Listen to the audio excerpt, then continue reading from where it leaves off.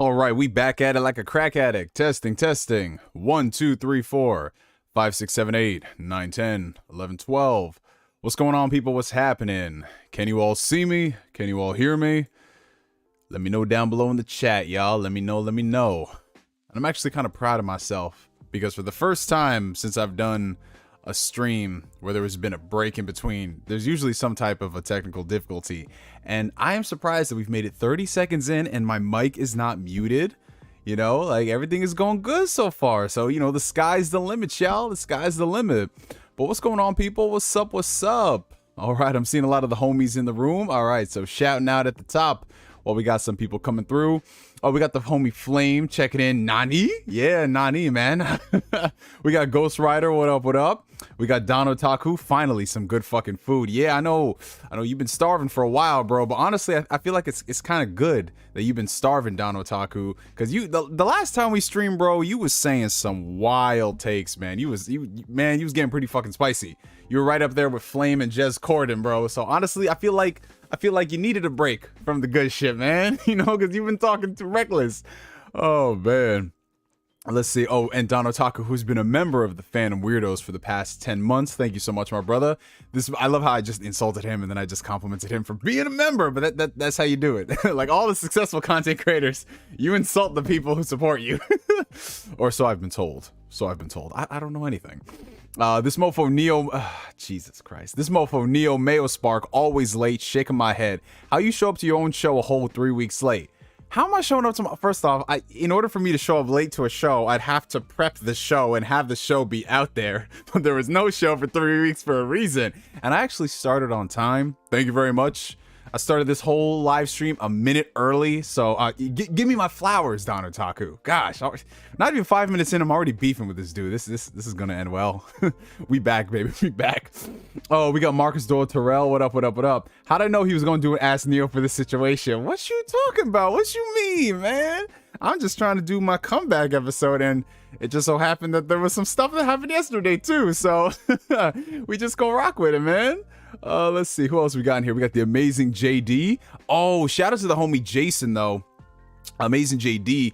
He finally copped himself a PS5, bro. So everybody give this man a round of applause in the chat because, yo, trying to get these consoles is still damn near impossible, bro. Like one of my homies who is into gaming, but he's not into like gaming like that to know about the drops. He keep asking me like, yo, when are these consoles gonna be on sale? Like I want to go to Target and buy it. And I said, fam, it's looking like late 2023, maybe 2024. We don't even know at this point. But shout out to you, Jason. Now you can play the critically acclaimed and totally not an industry plant Deathloop. I'm surprised we've gone another week and we have not seen a trailer for Deathloop. That kind of makes me sad, bro. But honestly, I'm excited because the closer and closer we get to its 1 year anniversary, that's when we can start seeing trailers for Deathloop on Xbox Game Pass, and then we can just start up the cycle all over again, baby. It's like Deathloop is Game of the Year 2021 and 2022, and if they find a way to put it on the Switch, you already know it's Game of the Year right there, baby. One of these days, I gotta play Deathloop. You know, I keep getting on here talking all this shit, but I feel like I might kind of enjoy it. I don't know. We'll see. Let's see. Who else we got in here? Oh, we got the homie Brian, Rhino 242 ear. What's going on, my guy? Let's see. We got G on the Don. What up, what up? These still happen? Yo, let me stop. Yo, listen, this isn't even like the biggest hiatus I've had between Ass and Neos, y'all. It's only been 3 weeks. But you know what? I appreciate y'all keeping me to task. That's what it's all about. Accountability and all that jazz. Oh, we got Atlanta in the chat. Matthew, what up, what up, what up? Tiny Tina's Wonderland is slapping. Yo, I've heard really good things about that game, man. Like the only negative thing I've heard about it was the fact that like apparently like it's really glitchy on the consoles and the servers are trash. But other than that, people are saying it's really good, man. I haven't played a Borderlands game since the pre-sequel. I didn't touch Borderlands 3. So, you know, I might get Tiny Tina, see what it's hitting for. We'll see.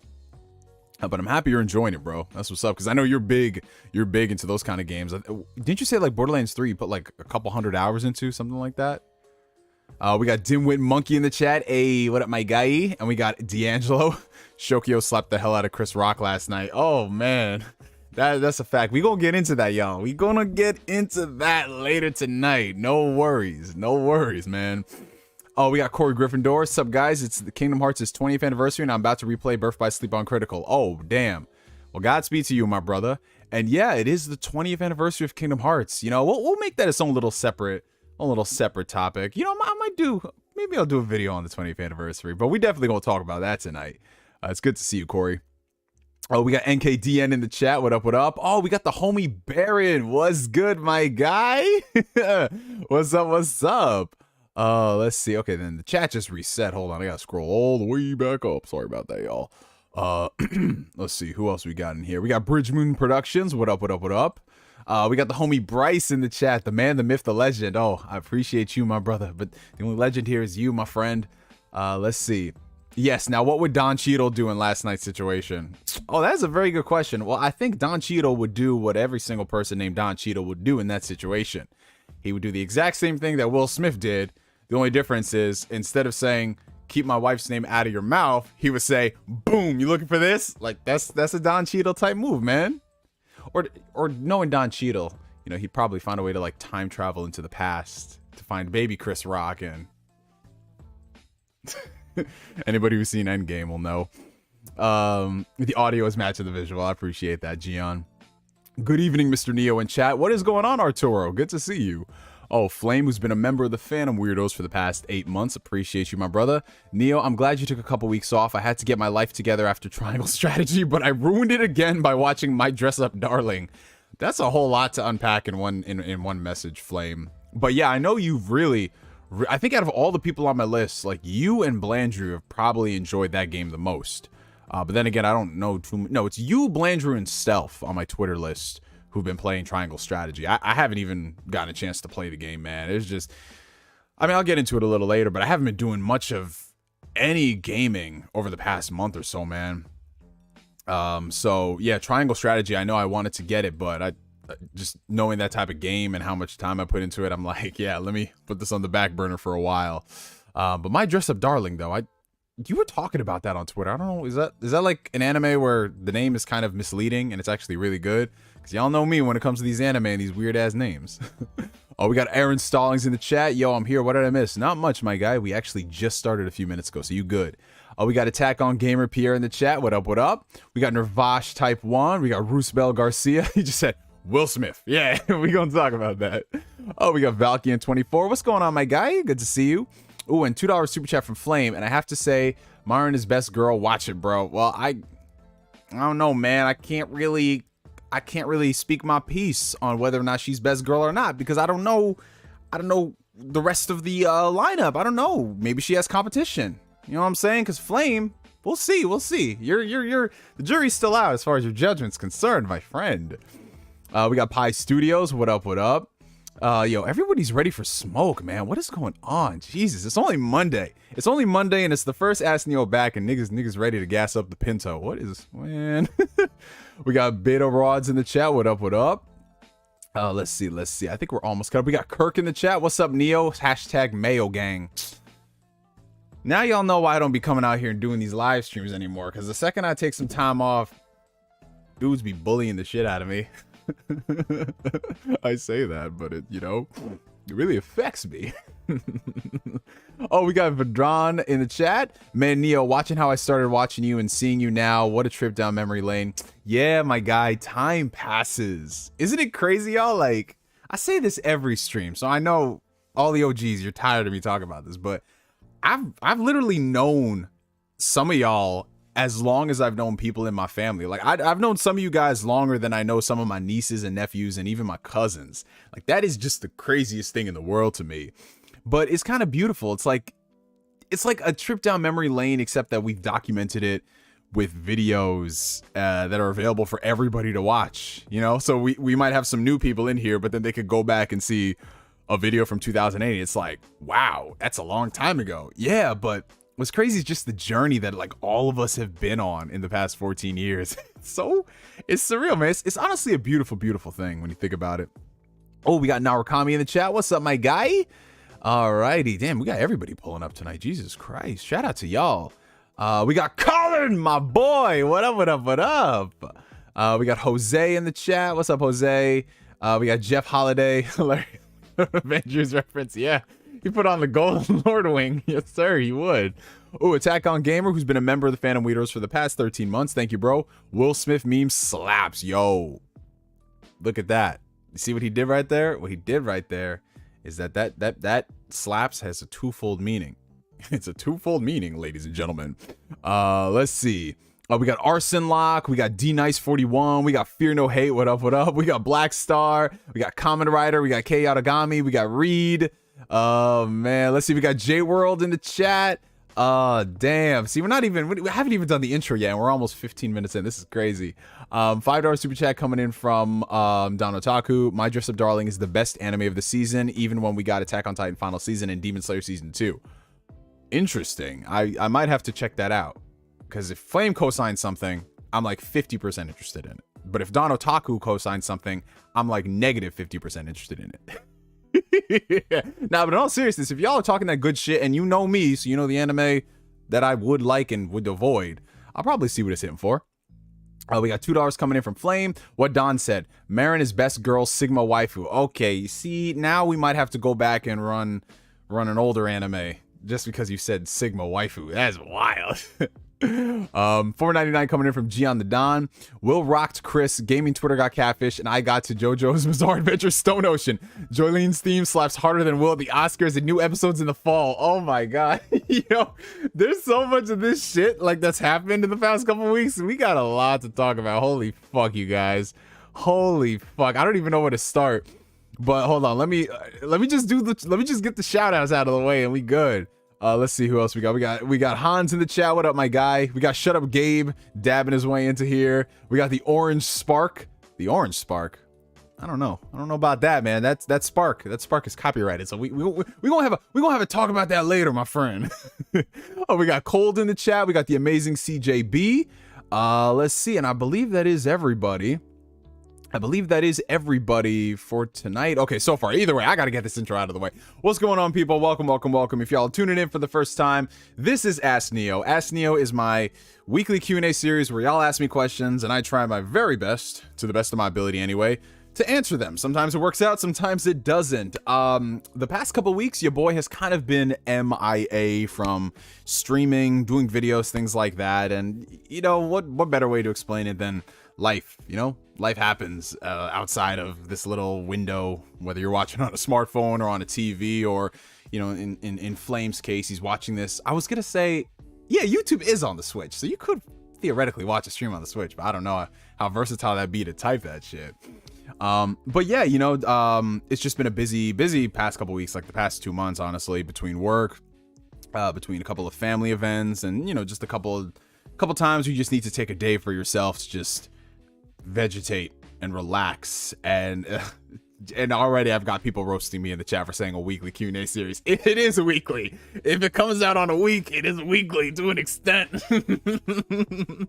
But yeah, you know, it's been a busy couple of weeks, and you know, sometimes your boy just needs to take a break from everything, you know what I'm saying? So I haven't really gotten a chance to do a lot of gaming per se over the past couple weeks, even though there have been a lot of games to play. You know, like Elden Ring dropped, you know, Triangle Strategy came out, Horizon Forbidden West, Sifu, Jesus Christ, like what else came out? Tunic came out. Shit, there was a lot of games coming out, you know, Gran Turismo 7. And honestly, with the exception of Elden Ring, I really haven't been playing too much of anything. You know, part of it was me being busy, and another part of it was just not really feeling like I was in a gaming mood. But that's sort of subsided, and I've been getting back into it. Ironically, this is so weird, but ironically, I got back into gaming this past week with Persona 5 Royal, which is so weird because out of all the games that would get you into the thick of it when it comes to gaming, if you guys have played Persona 5, you'll understand what I'm talking about. That's kind of like the last game you'd want, because Persona is a video game, yes, but there's just a lot of points where you're not really playing the game, you're living the life of a high schooler, so it's a lot of simulation and a lot of cutscenes and a lot of dialogue. So yeah, that's kind of the reason why Persona 5 Royal for me it took me such a long time to get back into it. So basically the quick story, because I know a lot of people in the chat are Persona fans, they're wondering, like, Neo, why is it taking you so long to dive back into Persona 5 Royal? Basically, for those who don't know, Persona 5 was a game that came out back in 2016, 2017, released on the PS3, PS4. Very, very good Japanese RPG. If you couldn't tell, I've got both special editions right here. So I played that game in 2017 when it came out, loved it, and then I never went back into it. Right? Because, you know, there was other games I wanted to play, and Personas, you know, they're very long JRPGs. I mean, most JRPGs hover around, like, depending on how much time you want to invest, but you can get, like, most JRPGs done in 50 hours.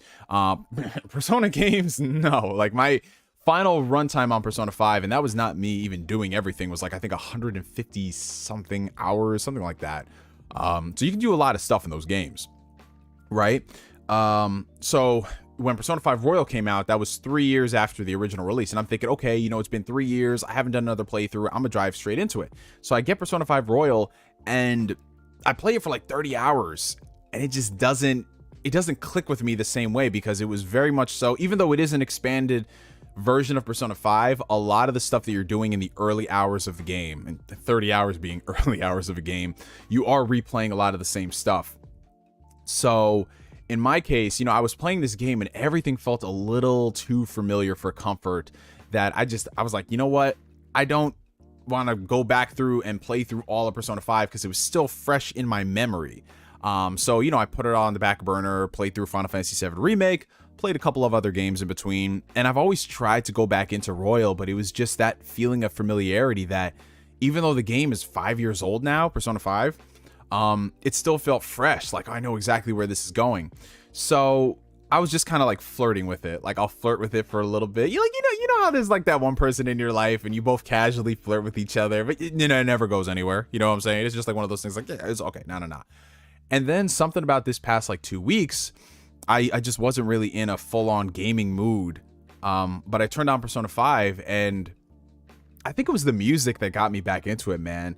The music and just hearing, you know, the rainy theme that plays, it brought back this feeling in my life from that period of time, 2017. Like, 2017 was a really, really, really good year for me in a lot of ways, career-wise, in terms of personal goals, in terms of a lot of things. 2017 was a fantastic year. So it just brought back a lot of those feelings, and I kept playing, and you know, sure enough, it became like that comfort food kind of game for me, similar to how Kingdom Hearts is, where I could just turn on Kingdom Hearts no matter what mood I'm in and then just play it. That's how it was with Persona 5. And right now I'm at Futaba's Palace. I'm going through that, and that's really been the only game that's been on my radar. So yeah, I think I'm just gonna focus on Persona 5 for the next couple of weeks, and just finish that game to completion before I go back into some other stuff like Sifu, for example. I played a little bit of Sifu, got like an hour or two in, fun game. And then, you know, immediately after that, the next big game was Elden Ring. And like, dude, for example, like Elden Ring, I've put in maybe like 5 hours or so, and honestly, those 5 hours have just been me killing like 2 bosses and then running around the map just exploring and having fun. And that's the great part about Elden Ring. But, you know, it was one of those things where I just wasn't in the right mindset to continue playing it, so I didn't, and that's why I haven't really been speaking on Elden Ring. But I definitely want to get back into it because it's a very fucking fun game. You know, I like Souls games, but I'm not crazy about Souls games. But yeah, Persona 5 Royal has been like that game that's got me back into gaming, because, you know, from like late February until like this past week, I just haven't been doing a lot of gaming. So for that game to bring me back, I think it's so funny that was the game that I was neglecting the whole time, and then here it is. It's like boom, coming back. So yeah, for those who are wondering about like Elden Ring, I have Elden Ring. I've played a little bit of it. I'm gonna get back to it in like the next month. Same thing for Horizon Forbidden West. I just knew straight off the rip, yo, Horizon is probably going to be a cop, but you ain't gonna get to it anytime soon, because sure enough, like, I got Horizon, and then a week later, Elden Ring, and I'm like, okay, which one would I have more fun with? Let's go with Elden Ring, and that's the one that just that's the one that just landed. So Yeah, so I have no impressions on Horizon Forbidden West. It's just, it's nothing against the game, you guys. It's nothing against that. I'll get to it when I get to it. It's just, you know, like when you're in a funk, you don't want to really like force yourself to want to play something. But yeah, it's and it wasn't even, you know, because I hear some people were thinking like, is it maybe gaming burnout because you were doing a lot of gaming from like December and January and February? I don't really think it was that, you guys. I think it was just something more personal in my life where I just didn't have the drive to do that one thing. Like I have some periods where I don't really be watching like movies or TV shows like that, and all I'm doing is like gaming or doing something else. And I noticed over the past couple weeks when I wasn't gaming, I was watching a lot of stuff. Like I rewatched Demon Slayer season 2. I'm finishing up the Fruits Basket anime. You know, for the hell of it, I went through Death Note again. Yeah, so a lot of watching, like Atlanta season 3. So I went back and I rewatched season 1 and season 2. I randomly rewatched Star Wars, The Clone Wars, the final 4 episodes, The Siege of Mandalore. Like, it's crazy, man. It's crazy how your mind works when it comes to what you want to enjoy and entertain, you know? But yeah, so that's an update as far as gaming is concerned, you guys. Gosh, it feels like so long. But welcome to everybody in the chat. I see we got Quaku in the chat. We got Winterfort Studios. What's going on, you guys? Good to see everybody. If you guys are enjoying the stream, make sure you hit that like button. Helps out the channel tremendously. All that jazz sends it out into the ether. But yeah, I'm gonna go ahead and answer some questions that y'all were wondering, because I want to leave like that Will Smith stuff and everything. We're gonna leave that for a little bit later, you know what I'm saying? That'll be our first like big topic. So I'm gonna go ahead and scroll and blast some of these questions that you guys asked. Hold on one second. Oh, and shout out to the homie Jazzy Jefferson for becoming a member. I appreciate you, my guy. Yo, shout out to Jazzy. Jazzy is low-key one of my favorite members to come onto Weapon Wheel. Because every single time Jazzy come on there, he's like, First off, a name like Jazzy Jefferson, that's some energy right there, right? Whenever Jazzy comes on, it's always funny. But shout out to you, my guy. Thank you for being a member. Oh, and we got Mexican Zoidberg in the chat. What's up, Neo the Goat Spark? Neo the Goat Spark. You see, not just Neo Goat Spark, it's Neo the Goat Spark. Appreciate you. All right, so yeah, I'm gonna go ahead and answer some questions again. So feel free to, if I didn't answer the question, ask it again so I can get caught up. But I'm gonna scroll all the way back up and let's see. Okay. Let's see. So this is before I went live. Let's go ahead and get some of this other stuff. Oh god, Deathloop Industry Plant. Oh my Jesus. Fear no hate, I'm gonna get to that question when we talk about the Will Smith stuff. Oh no, Maddie, I'm so sorry to hear that, dude. So Valkyne24, his cat isn't doing so hot. Oh shit, I'm sorry about that, bro. Which cat is it? Is it Tippy or is it Genie? Which one? Either way, man, I'm hoping for the best for them. If your chat ain't roasting you, then you ain't a real streamer. Now that's a fact, bro. I straight up tell everybody, yo, like my chat bullies me on the daily, and I would not have it any other way because I fucking love it. Fucking love it, man.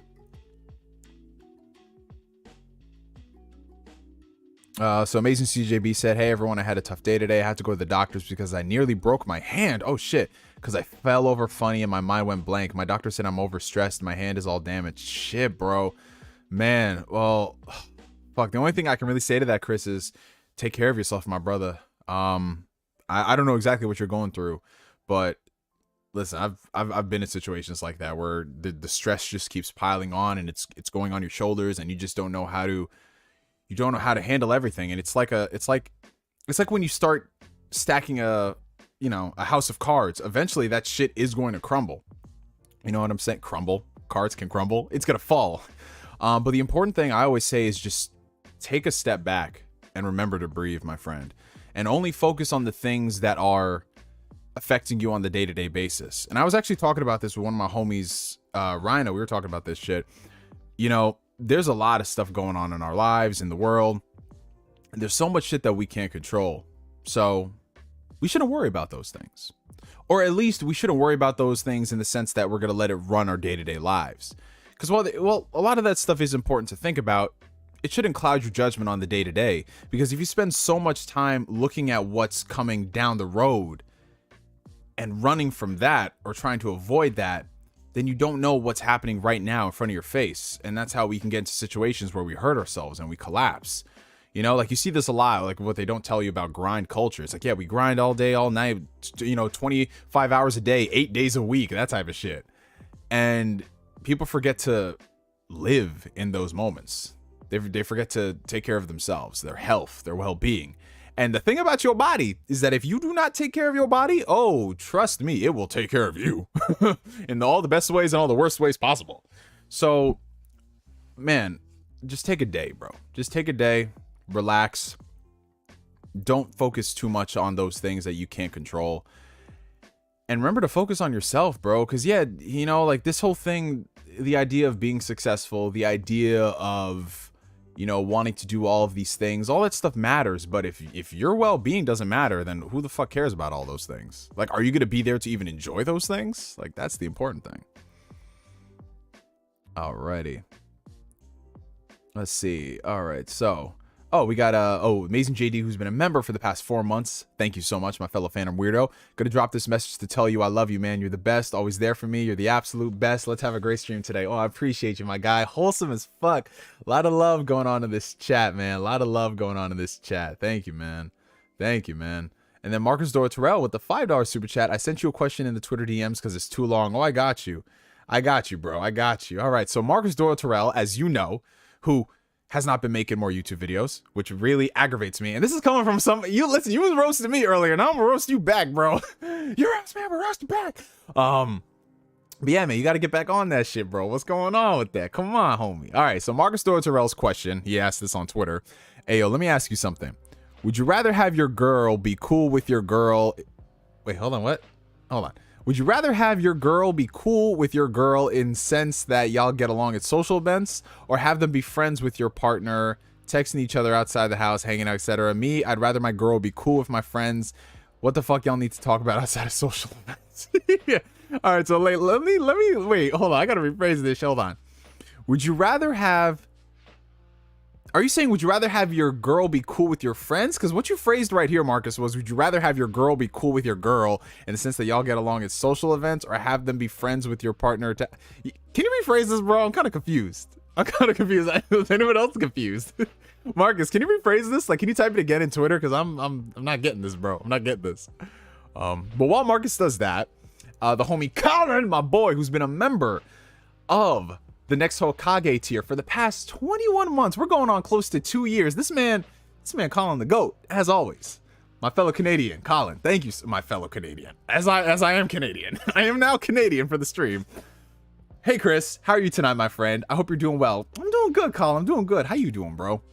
Here's my question. Have you ever watched My Dress Up Darling? If not, I highly recommend it as it's surprisingly very good. Secondly, have you watched Comey yet? Oh, this is so fucking funny. I don't know if you're doing this on purpose, Colin. Because Flame and Don Otaku both send in super chats talking about My Dress Up Darling. I shit you not, bro. What are the odds of that? But to answer your question, no, I haven't watched it. But now that Colin, because, you know, me and Colin, we got very similar taste on things. Now that Colin recommends it, I gotta watch it. What is this? It's on like Crunchyroll, it's on Funimation, it's on Netflix. Everyone is talking about it. Everyone in the Yadogami just pointed out. Everybody in the chat is talking about this show. Yo, if I watch this show, if I watch this show and this shit is mid, I'm coming for all of y'all, bro. But no, I haven't watched it. And I haven't watched Comey. I think it's Comey Can't. Well, no. I'm fucking lying. I did watch part of it. I watched 2 episodes. I watched 2 episodes of Comey Can't Communicate, and it's only been 2 episodes, so I can't really speak too much on it. But yeah, you know, since I've been watching a lot of anime recently, I might have to go ahead and binge all them. This is crazy, man. This is crazy. Oh, we got $2 coming in from Flame. I accept this. Colin had a great recommendation. Hey, yo. Okay, so Marcus Dora Terrell, he went ahead and rephrased the question. Here we go. He says, would you rather have your girlfriend be cool with your friends, or have your girlfriend be friends with them? Okay, so this is what Marcus Dora Terrell is saying, you guys. Okay, so everybody answer this. Would you rather have your girlfriend be cool with your friends, right? Or would you rather her be friends with them? So basically what he's saying is, would you rather her be cool with them and like know about them, like, okay, they cool, or would you rather her become like full-on friends with them? And to answer your question, bro, I mean, I don't necessarily, like, this is my point of view, right? I don't necessarily need to be friends with my girls friend group, if that makes sense. It just needs to be cordial. You know what I'm saying? It needs to be cordial. We can get along just fine, but they ain't gonna be people that I'd be hitting up like at 2 a.m. in the morning, like, yo, I'm drunk, come pick me up. Like, you know what I'm saying? I don't need to do that. If she wants to be friends with them, like, let's say, for example, we all play like D&D together. If we all play D&D together, you know, which is a very, you know, intimate experience, it's very fun and it's goofy at times, then absolutely, yeah, being friends with them would work. But I don't need it to be like this whole, you have to be accepted with my friend group and blah blah blah blah blah blah. Like, I don't really necessarily need that, but you gotta at least be on the same wavelength, because I can't be, like, I straight up say, like, the woman I marry, like, she gonna be able to hang with all the homies in the sense that she gets all of our humor, or at least tolerates it. You know what I'm saying? Like, I can't be with someone who's just like the exact opposite of who I am, and like when I hang out with my friends, we all act very different. You get what I mean? So yeah, yeah, I don't need. I love Beato's like, oh, I need a girlfriend first so I can answer the question. I love it. So yeah, like, I don't really need that, but it's got to be cordial. It's got to be civil. They got to understand shit. Like, I can't come out like, you know what I'm saying? Okay, like, perfect example. If, like, let's say, for example, I'm over here with the boys, we're chilling, we're playing games together, we're on Xbox, we're on PlayStation, whatever, right? Like, certain things my girlfriend would have to understand, like, yo, when I'm gaming, this is me time, and these are the homies. It's not that I prioritize the homies more because I want to play and talk to them rather than you. It's just, I need to be with the homies. You know what I'm saying? Just like for her, it's like, hey, you want to hang out with your girlfriends, y'all want to go out, y'all want to go get brunch together, mimosas, whatever, cool. I don't need to be there. You know what I'm saying? Like, you have your time, I have my time. Let's see. All right, $5 super chat coming in from Don Otaku. Too much love in this chat. Neo eats peanut butter and mayo sandwiches. Lord of the Rings sucks. Witcher 3 is mid. Anime was a mistake. And finished Tales of Arise. Okay, so out of all of those questions, I mean, out of all those slanderous statements, I'm sorry, only one of them is correct. And I'm not going to tell you which one it is, Don Otaku. I'm going to leave that so you can just stay up at night wondering which one of these is a correct statement. For all you know, Don Otaku, all of them could be true, and then none of them could be true, or maybe just one of them could be true. What can I say? I like my origin to have multiple choice. No, we have not talked about the Will Smith moment yet. Don't worry, you guys. We'll talk about that. We'll talk about that in, let's just say, in like 6 minutes, 7:10. Jesus Christ. So your friend said I was being weird because I didn't want my girlfriend's friends being friends with him. Nah, it's not even that it's a problem, but you don't need them to be friends. Like, I don't need to, you know what I'm saying? Like, I'm gonna be real. The drama that a lot of women get up to with other women is not for me. Like, I hear that 5 minutes of it, I'm like, nah, this ain't it, chief. Likewise, I'm sure the shit that she hears us go through, she's probably like, nah, and that's fine. You know, I don't need that. And also another thing, I wouldn't want to get really cool with one of my girlfriend's friends because regardless of what happens,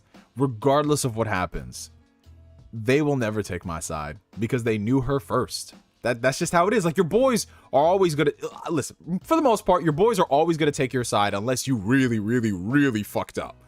But as a general rule of thumb, people have loyalty to one another, and if it's two people who are, you know, not crazy, obviously they're gonna still take the benefit of the doubt when it comes to their friend. You know what I'm saying? Y'all gonna leave me alone. Okay, $5 super chat coming in from Blue Senshi. Thank you so much, bro. Been playing Naruto Storm 2, 3, and 4, and rather play through the story than read all of that. My backlog is way too full. Storm 4 does cheap out. Yeah, bro, that's the thing that I really do love about the Storm games, especially Storm 2, bro. Storm 2 and a lot of Storm 3, I personally believe they told a lot of the stuff that happened in the story a hell of a lot better, and it got to the point faster than the anime did. That's not to say that I would recommend playing the Storm games as your, you know, full on entire view of the Naruto world, because I feel like that's doing it a disservice, because there's a lot of stuff that happens in the story, in the anime and the manga, that they don't cover in the Storm games, you know, just like the small character bits. But then a lot of the really important character moments are handled very well, like, you know, Jiraiya's death scene, you know, a lot of the stuff happening with Itachi, Naruto versus Pain, you know, just the whole story of Naruto and his mom in Storm 3. Like, all that stuff was very well done. So yeah, if coming from the point of view of someone who has read the manga and watched the anime, if I were to go back, I would definitely go and play through the Storm games for that aspect alone. But, you know, the thing about the Storm games that suck is that they took the last part of the story and they really just, like you said, they cheaped out on it.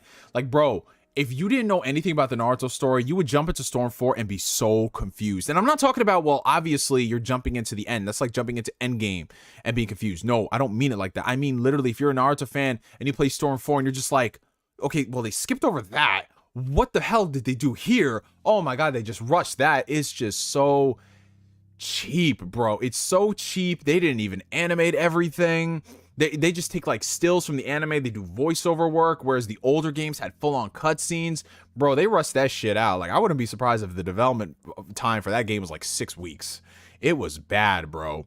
It was very bad. And you know what the sad thing is? If you look at the Boruto, Road to Boruto expansion, it's got more effort put into it than the whole Storm 4 story.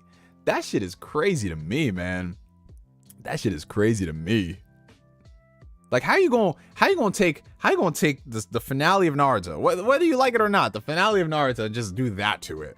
Oh my God. And that was the first Naruto game on the PS4 and Xbox. That's crazy, bruh. I remember watching your review on Ultimate Ninja 3. Yeah. That's, oh my God, bro. That was what, summer 2009? That was summer 2009, bro. Holy shit. That's about to be 13 years ago. Oh, God. Bro, there are people who had kids around that time. Dude, a person I went to high school with, she had a kid in, like, I think a few months after I shot that video. Not that video has anything to do with her having a kid, but this is the timeline. She had a kid around the time. So this is like we were going into our junior year. And then I remember her baby was at the graduation when we graduated. It was fucking insane, bro. It's crazy. Let's see. Ooh, $10 super chat coming in from Brian. Appreciate you, bro. Heard you talk about the Tales of series for a while in the NGS vlogs. Wow, y'all are getting so nostalgic today. I fucking love it. And started Grace's F as my very first game in the series. I'm 20 hours in. So far, it's pretty awesome. What's your favorite in the series? Wow. So you started with Tales of Grace's F. That's interesting. That's really interesting because the problem with a lot of the Tales games is that they're not really accessible. I mean, they're more accessible than, like, let's say the Persona series or basically any Atlas game. But if you want to get into like the Exilia games or Graces or Abyss, you got to own older hardware unless you want to emulate them. So for you to go with Grace's F, that's surprising because Grace's F is one of the games that people are always turned off by because they feel like it's too anime. You know, it's kids and you know what I'm saying? Like they just look at it, they're like, no, you know. But I loved Grace's F. Grace's F was actually a very important game in the Tales franchise because that was our first. I know I'm rambling at this point, but that was our first Tales game in basically 4 years. Because the last one they put out in the West was Tales of the Abyss on the 3DS. That was in 2012. No, not 2012. I was like, no, I'm lying. Since Tales of Vesperia, that came out in 2008. I was thinking Tales of the Abyss because that was like the last recent-ish Tales game, but that was a remake on a handheld, so that didn't count. So Vesperia was the last one in 2008. And then they came out with Grace's F and they were like, hey guys, you know, depending on the sales of this game, we'll see if we put out more. And the fact that it sold so well prompted them to bring over Exilia the following year and then Exilia 2 and then, you know, the rest is history. But, you know, I really have a special place in my heart for Grace's F. I loved the combat system in the game. I loved the music. I'm that type of person when it comes to Tales characters that I love everything about them. You know what I'm saying? Like even the worst Tales games, I still find a cast member or two that I do enjoy. No, it's a lie. I don't really like much of Zesteria's cast. But Grace's F, I loved it. I loved Sophie. I loved Hubert. I loved the banter. I loved the skits. Those arts were fucking brutal. But yeah, if we're talking like my favorite game in the series, this is tough because I always go back and forth between a few of them, right? So I really, really love the story of Tales of Abyss. I love the character development of Luke because Luke starts out as a really whiny brat, and I'm a type of person where if you start out with a basically like a Luke Skywalker, where it's like, oh, you asked the impossible, Yoda, like that type of shit, you have to do a lot to make me really enjoy them. You You know, I get some flack for saying this, but I did not like Luke Skywalker as a character until we got to Return of the Jedi, where I was like, oh, he finally grew up. But that's because of his arc from the first 2 Star Wars movies. Well, the first 2 at the time, but you guys know what I mean. But yeah, like I loved the character of Luke in that game and how he went from this whiny, spoiled brat into the person he's supposed to be. And I just loved a lot about it. I loved the combat system. But at the same time, though, I really love Tales of Vesperia, man. I feel like Tales of Vesperia was kind of like the magnum opus of Tales games that they were trying to craft in that era. And then Yuri Lowell is just one of the coolest protagonists in a Japanese RPG. Like, this dude is not a fucking trope. He is so chill. And he's just like, man, all this shit is happening around me. I just do not want to deal with this, bro. Like, I'm a sucker for characters like that, like Yusuke Urameshi types, where it's like, bro, I don't care if the world is ending. I have tickets for a wrestling match. Like, let's come back to this later. So yeah, I think honestly it's a toss up between Tales of Abyss and Tales of Vesperia. You know, I know probably like really the cliche answers, but yeah, it would be those 2. Other than that, like I really loved the combat system of Tales of Exilia 2. Oh my god, Luger with those different styles, bro. It was basically like playing Devil May Cry in a game. But what really got me kind of like turned off from like replaying it was the fact that the story mode, they had this like debt simulator raining over your head, and you couldn't progress through the story unless you grinded away this debt, which was so fucking annoying. And then after that, Tales games were kind of hit or miss. Like there was Tales of Zestiria that came out.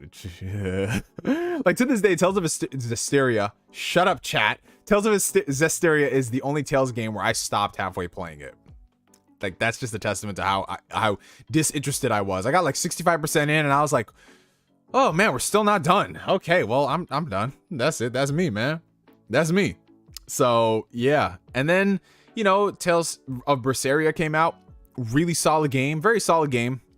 But it didn't really light the world on fire like that, because it was at that time where you had a game like Persona 5 come out, and then you had Tales of Berseria right next to it. And that's not a discredit to Berseria, but Berseria really showed its age as a franchise versus Persona 5, which was just fucking dazzling. You know what I'm saying? So I think that's why it kind of flew under a lot of people's radars. But Berseria was a good game. And then a few years passed, and you had Tales of Arise, which is honestly the Tales game that the world needed right now. I know some longtime Tales fans have their complaints about certain aspects of it, which I understand, and I agree to an extent. But still, the characters are really solid. The music is fantastic. The combat is great. It just kind of lost me towards the very tail end of the game where it becomes an exposition dump, and I'm just like, because that's the thing, man. Like literally, I keep joking. I'm at the final boss of that game, and I just don't want to finish it. I just don't want to fucking finish it, bro. Because it's just like, bro, y'all keep talking. Shut up. Like, that's how I am right now. But I love stories and games, so I want to power through it. At some point, I will. At some point. Like, literally, like, I have like an hour left, and I'm like, ugh, y'all niggas keep talking. Let's see. Okay, so Marcus Doyle Terrell has been a member for 21 months. Thank you so much, my phantom weirdo. Shout out to Neo. Had a hookup on Tinder, and 2 days later she deleted me. Didn't really care because I remember what you said. Keep it moving. Yeah, bro, that's what you need to do. Honest to God, man, that is what you need to do with a lot of the things in life, especially when it comes to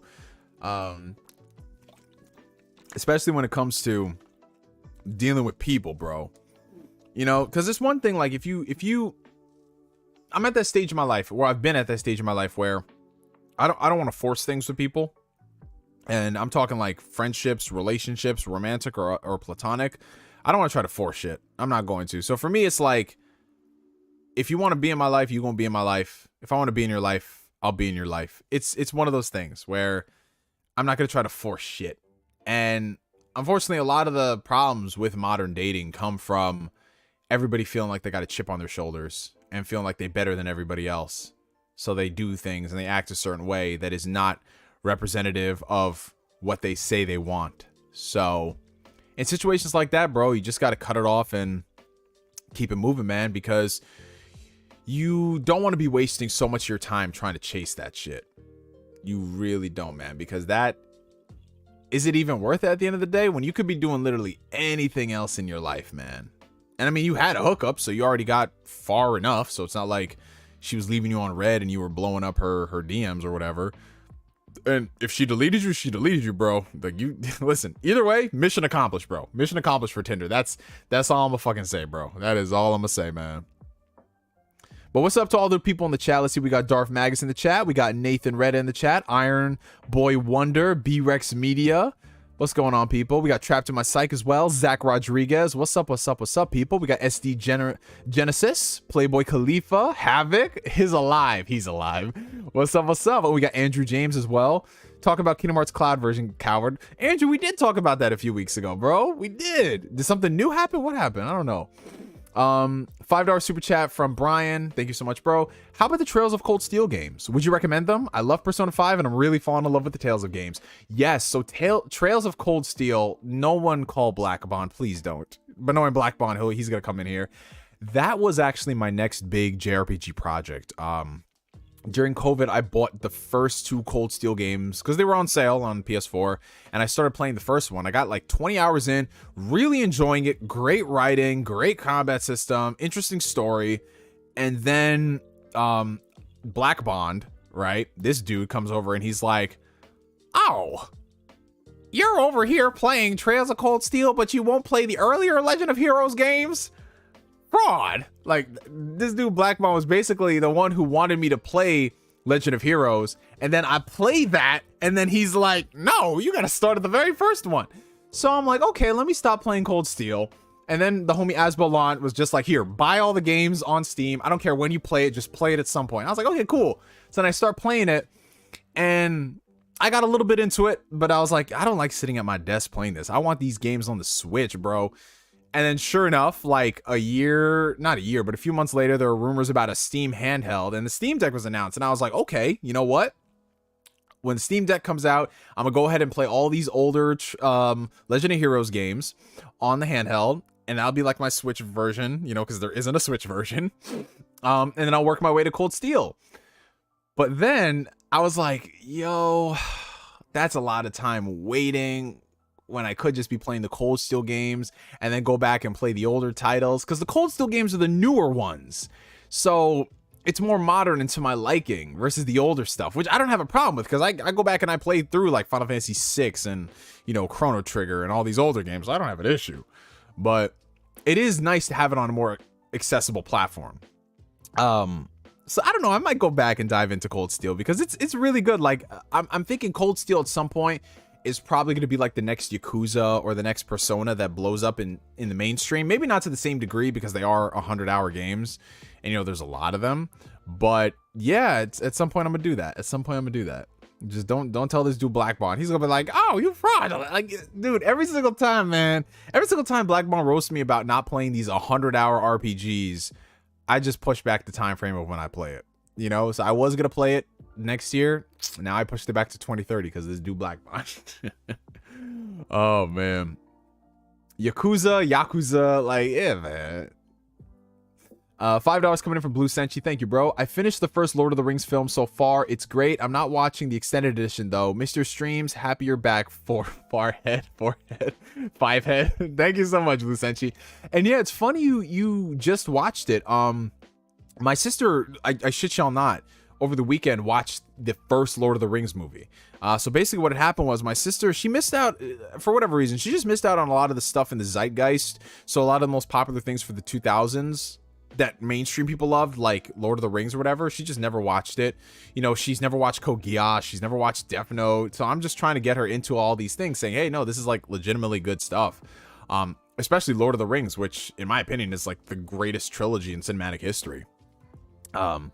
So I loaned her my Blu-rays about a year or so back. She never watched them. And then I ended up buying the 4K Blu-rays, and I'm like, listen, I can't get through this entire 4K box set before you watch the regular box set. Like, you gotta go ahead and fix that shit.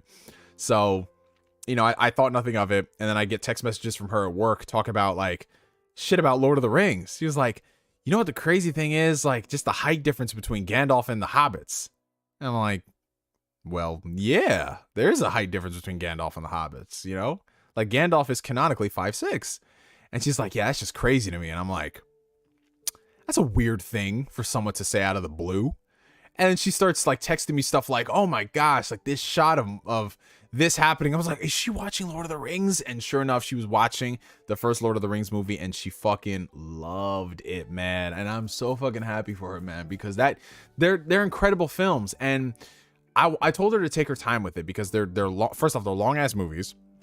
She's watching the extended editions and you really want to savor those experiences. So I can watch Lord of the Rings movies back to back, but you know, they're not for everybody, especially at that length. So I told her, you know, watch the first movie, then take a couple days off and then go ahead and watch movie 2, take a couple days off and then watch Return of the King, because I need you to be in the best mindset possible to watch Return of the King, because Return of the King is just Bree, what's going on, sis? We got Bree in the chat, we got Bella in the chat. What's going on, girls? We got Arson Lock in the chat, we got Arcade. What's up, people? How y'all doing?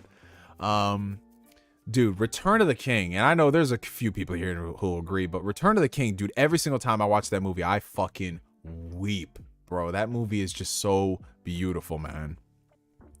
$5 super chat from Don Otaku. What non-mainstream, non-super popular anime would make a good video game for you, and what kind of game would it be? Well, that's a very good question. So that eliminates a lot of like the battle manga, a lot of the shonen manga.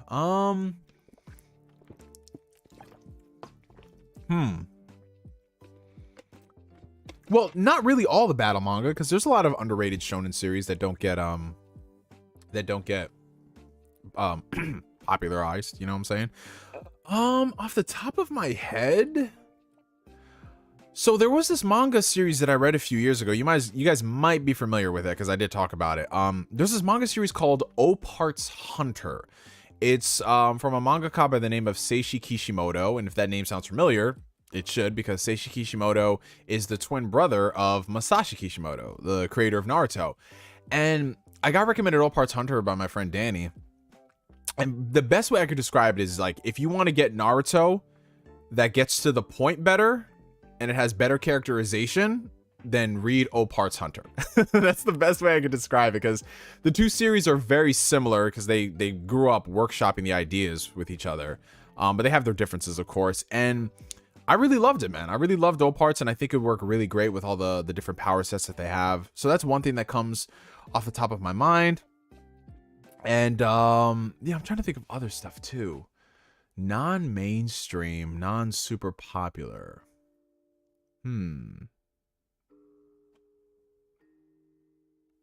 Well, I mean, this will probably be, I mean, it's very popular, but I would love to see a game based off Detective Conan, because I love mystery games, bro. Like, it kills me that LA Noire just came out, and that was it, man. There were really no other games like LA Noire. There were a few, like there was a Murder Soul Suspect that came out, but really nothing on the same level of that. Like, I love mystery solving games, man. Like, I eat that shit up. So if you gave me a Detective Conan game where, you know, you just go around and you solve mysteries and figure out how they did it and shit like that, I would love that stuff, bro. I think I want a Yona of the Dawn game. You the GOAT for that, Don Otaku. You are now from negative 50% likability. You are now at 7% likability. Good on that shit, bro. Good on that shit.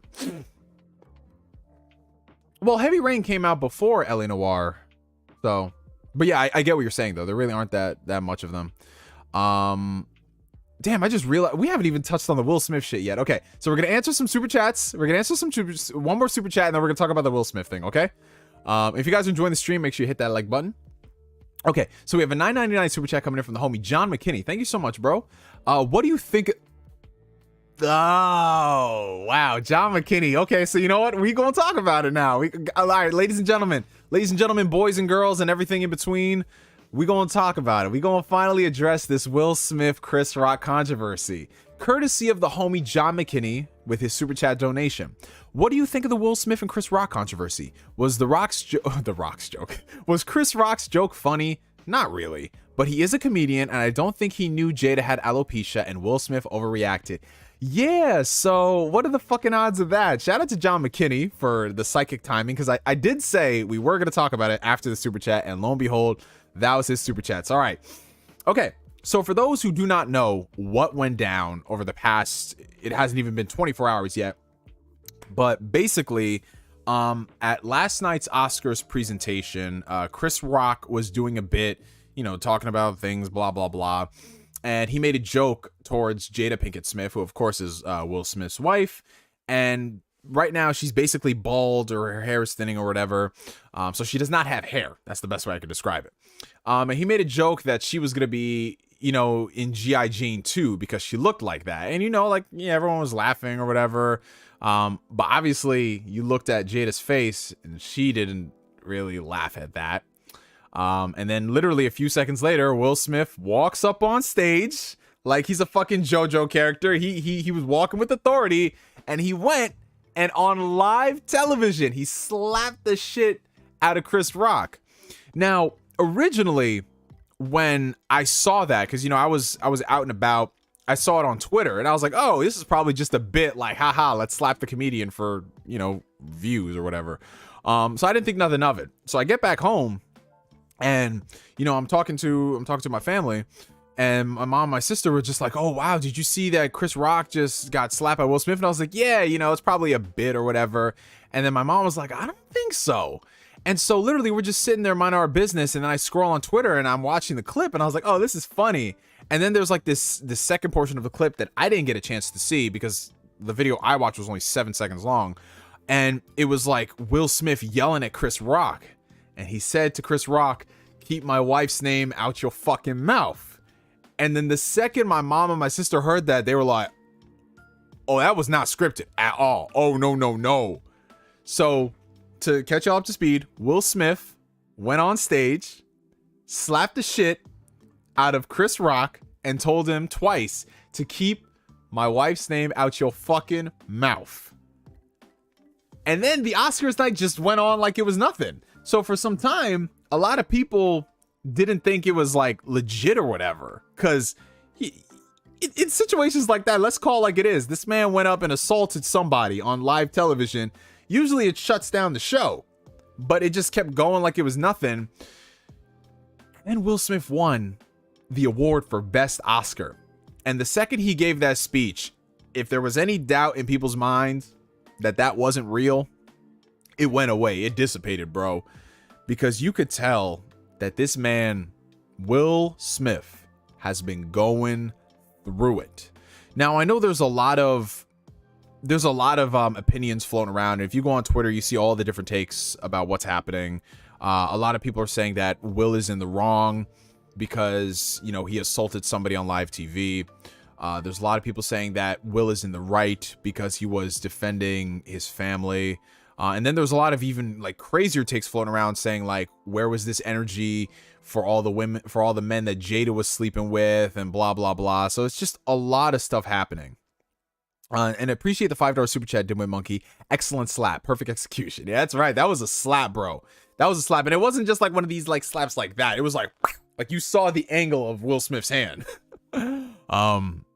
But regardless of like what somebody's opinion is, what I do know is that this man, Will Smith, is going through some shit, bro. He is going through shit. And what we saw yesterday, I don't think it was the joke that was the main reason why he went on stage and he slapped somebody. Because, yeah, okay, let's humor for a second. Like, joking about Jada Smith's condition, that's one thing, right? But, I don't know, looking at it from a guy's perspective, everything that's been going on with Will Smith over the past 2 years, the entanglements, the whole stuff with Jada and how she's still like actively talks about her love of Tupac and everything. One thing that I've noticed is that Will Smith never once came out and spoke how he truly felt. Not once. Jada is out here speaking all this stuff, bringing herself to the table, openly talking about this stuff, not just to her husband, not just to the father of her kids, but to the entire world. Like, I'm gonna be real. Whatever shit you got going on with your family, we as the general public, we should not be privy to that shit. So if she wants to have her own entanglement with people, okay. But to just get out there and speak to your husband and the entire world that you as a man could not satisfy me. So I went to find one of my son's friends. Like, I'm sorry. That is just... That... I don't have words for that.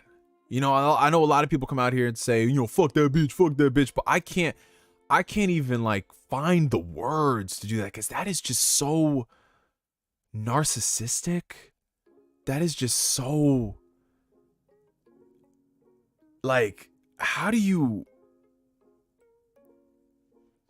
that, I can't even if it, I just can't even fathom that somebody would do that. And if you looked at Will Smith's face, like, we all laughed at the memes, all of us did. That is a man who's hurt. I don't know Will Smith, but I'm going to take a shot in the dark and say that Will Smith, he's probably a man that loves his family. And when he loves hard. And to be disrespected like that and not be able to speak his piece, that weighs heavily on a guy. And I know he's just been bottling this shit up for years. And when you don't have a good circle of people you can talk about this stuff with, and you're trying to talk about this stuff with the woman who did this to you, like, I'm sorry, you can't grow in an environment that caused you pain and disrespected you. Like, to each their own. Like, Will Smith, I'm sure he loves his family and he wants to work it out because maybe, honest to God, he loves Jada, but I can't be with somebody who would disrespect me like that. I'm sorry, man.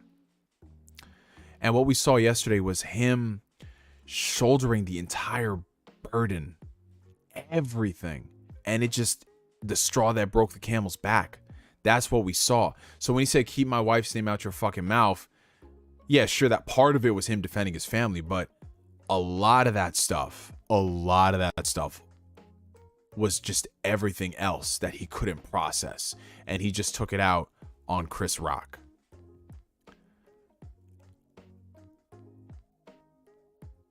I feel bad for Will, man. I truly do.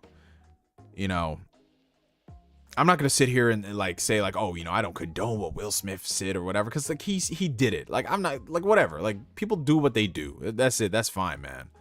And far too often, a lot of people say like, well, I wouldn't have done that in a situation. Well, nobody knows what they would do in a situation until they're in a situation, right? Obviously there's some extremes, like, yeah, you wouldn't do that, but just look at it like this. Like, okay, let's just say there wasn't all that other stuff about the entanglement. If someone is disrespecting your woman on live TV in front of you and actually disrespecting her, I'd feel some type of way. Like, it's not like they made a joke about Jada Smith being in a bad movie. Now, they cut a little deeper than that. That's where it's like, ugh. And the thing is, like, being a comedian, yeah, that's your job to make people laugh, but that doesn't mean that people don't have the right to critique you on that shit. You know what I'm saying? So, yeah, I don't know. It's just one of those situations that's very messy. Like, I'm not over here saying like I'm pro Will Smith doing this, I'm anti Will Smith doing this. What I really want more than anything is just for Will Smith to get some help, dude. And not because he slapped someone on live TV. No. I just feel like everything that he's been doing has been for his family. And he has not put himself first at all. Period. Like, think about this stuff, guys. Think about everything that Will Smith has done for the past 20 years. Everything he's done has been in service of his family. For his kids. Everything. Everything. And just to get disrespected like that? I don't know. I feel like someone's got to sit Will Smith down and say, like, when do you start living for yourself? And I don't know what he's got going on in his life. Maybe it's a lot simpler than we think. And maybe we're just trying to make a mountain out of a molehill. Maybe. But either way, bro, Just the audacity to still talk about your former lover. I'm sorry. I can't roll with that. Bro, I cannot fucking roll with that shit. Like, I don't care what people say. Here's the thing. Right? When you're with somebody, nothing else about what other people did to you matters in that moment. That should not dictate how you treat that person. Sure, we all got trauma in our lives and we've all been through some shit, but we can't put that on other people. Nor should we reminisce about the good days with that person. It's like, what the fuck? Are you serious? Like, they're your ex for a reason and shit didn't work out. But, you know, sometimes you need people in your corner to tell you those things. And it gets even more messy when you have family involved and you have children. So, yeah, I don't know. I feel for this man, Will Smith. I really do, bro. I really, really do. Because that, like, when he said, like, I'm called to be a protector of these people, he's shouldering so much of this burden. And it's like, Will, you are a great person. No doubt about that. But when are you just going to be Will Smith, man? That's what I'm really worried about. Let me just go ahead and answer these super chats right quick. Appreciate you guys. $4.99 from G on the Don. Will Smith walked up on stage like Dio and said, it's rewind time, like Zawardo, to prepare his slap and then unfroze time and slap Chris Rock. I need to see that edit. I need to see that video edit. I've seen the photos of the JoJo stuff, but I need that exact edit, G on the Don. It'll be like the intro of a fucking End of the World, where it's just like they just walk, boom, boom, boom, boom, boom. $10 super chat from Chapter My Psych. Jada is an example of how narcissist people destroy good people like Will Smith. Alopecia is another term for baldness. Caillou cancer jokes are funny, but now bald jokes to women aren't. I mean, here's the thing, man. Jokes are jokes, and people are going to react to them whatever way they want. You know, for something that's very simple for us might be a big deal for other people, and I can't fault somebody for taking issue with that, because I assume there's going to be a joke that I take an issue with. You know what I'm saying, that somebody else doesn't. So for me, I just live under the guys that, listen, you know, you're free to say what you want, but you're not free from the consequences. That's my whole shit on it. You know what I'm saying? So you can say what you want. I will defend that. But if people act some type of way, I can't fault them either. So that's my in the middle type of response. But the whole narcissist point is just so, like, dude, you bring yourself to the fucking red table, as in, like, yes, celebrate me. Celebrate my success, you guys. Celebrate my success and me just, like, airing out all my dirty laundry. You know what I'm saying? It's like, you want an award for that? Fuck out of here, bro. But yeah, I will say this much, though. There's the Neo response, and then there's the there's the nigga response in me, which is like, Will Smith, you do not need to be simping over this woman, man. You can simp over another woman. You can, you know, die on the sword for other women, bro. Like, Jada.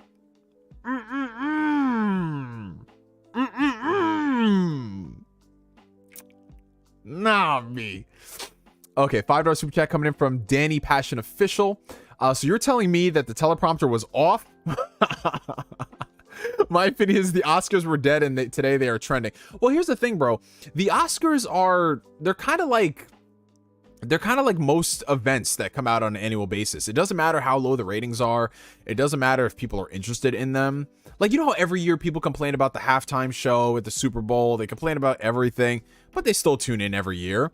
And with the Oscars, it's just one of those things that, because it's such a big part of the industry, there's never going to be a year without the Oscars to some capacity. So they don't really care too much if, like, oh, we had dips in ratings. You know what I'm saying? It's like one of those things that's always going to be there, because it's been going on for fucking how many years now? Like 100 years? Something close to that? What about Chris Rock, though? Nobody asking about him. Yo, that's the funniest thing. In this whole situation, nobody asked about Chris Rock. That is true. Because, you know, I will say this about Chris Rock. He took that shit like a champ. Because if I'm going to be real, if that was Dave Chappelle, who made that joke and Will Smith slapped him, Dave Chappelle would have come out there with another like 6+ jokes about Jada. Like, oh my God, it would have been brutal. But Chris Rock, he just took the high ground, which I just, damn, man. Ugh. Let's see. $9.99 coming in from John McKinney. Thank you, bro. Do you think Jada Pinkett Smith has sexually harassed anyone? Sadly, because she's hot, she get away scot-free. Usually hot women tend to get off. Cheating on Will makes me suspicious of her. Well, I'm not going to speak on whether someone has or has not sexually harassed somebody until the news comes out and it's actually legit. Because I don't want to libel people like that, because I don't know them, and frankly, I don't really follow their lives closely enough to know that stuff. But yeah, in general, Jada's content of her character and what she's shown us is something I'm not really vibing with at all. I don't think she's ever done any of that stuff you've said, but then again, I don't know, because we don't know these people's lives. But yeah, I would not, if you told me to choose between Jada Pinkett Smith in her prime, whatever that was, or no, I still wouldn't choose Jada. I was gonna think like, who's someone who's like not as attractive but I'd still be with, and I'm like, no, because to me it's like Jada's good, but she's not like good looking enough to excuse a shitty personality, you know what I mean? But then again, I really would never excuse a shitty personality if I'm gonna be with somebody. $5 super chat from Flame. He needs Uncle Eero in his life. It's time to start asking the big questions. Who are you, Will, and what do you want? My heart goes out to him. Absolutely, Flame. Everybody needs an Uncle Eero in their life. Every single person does.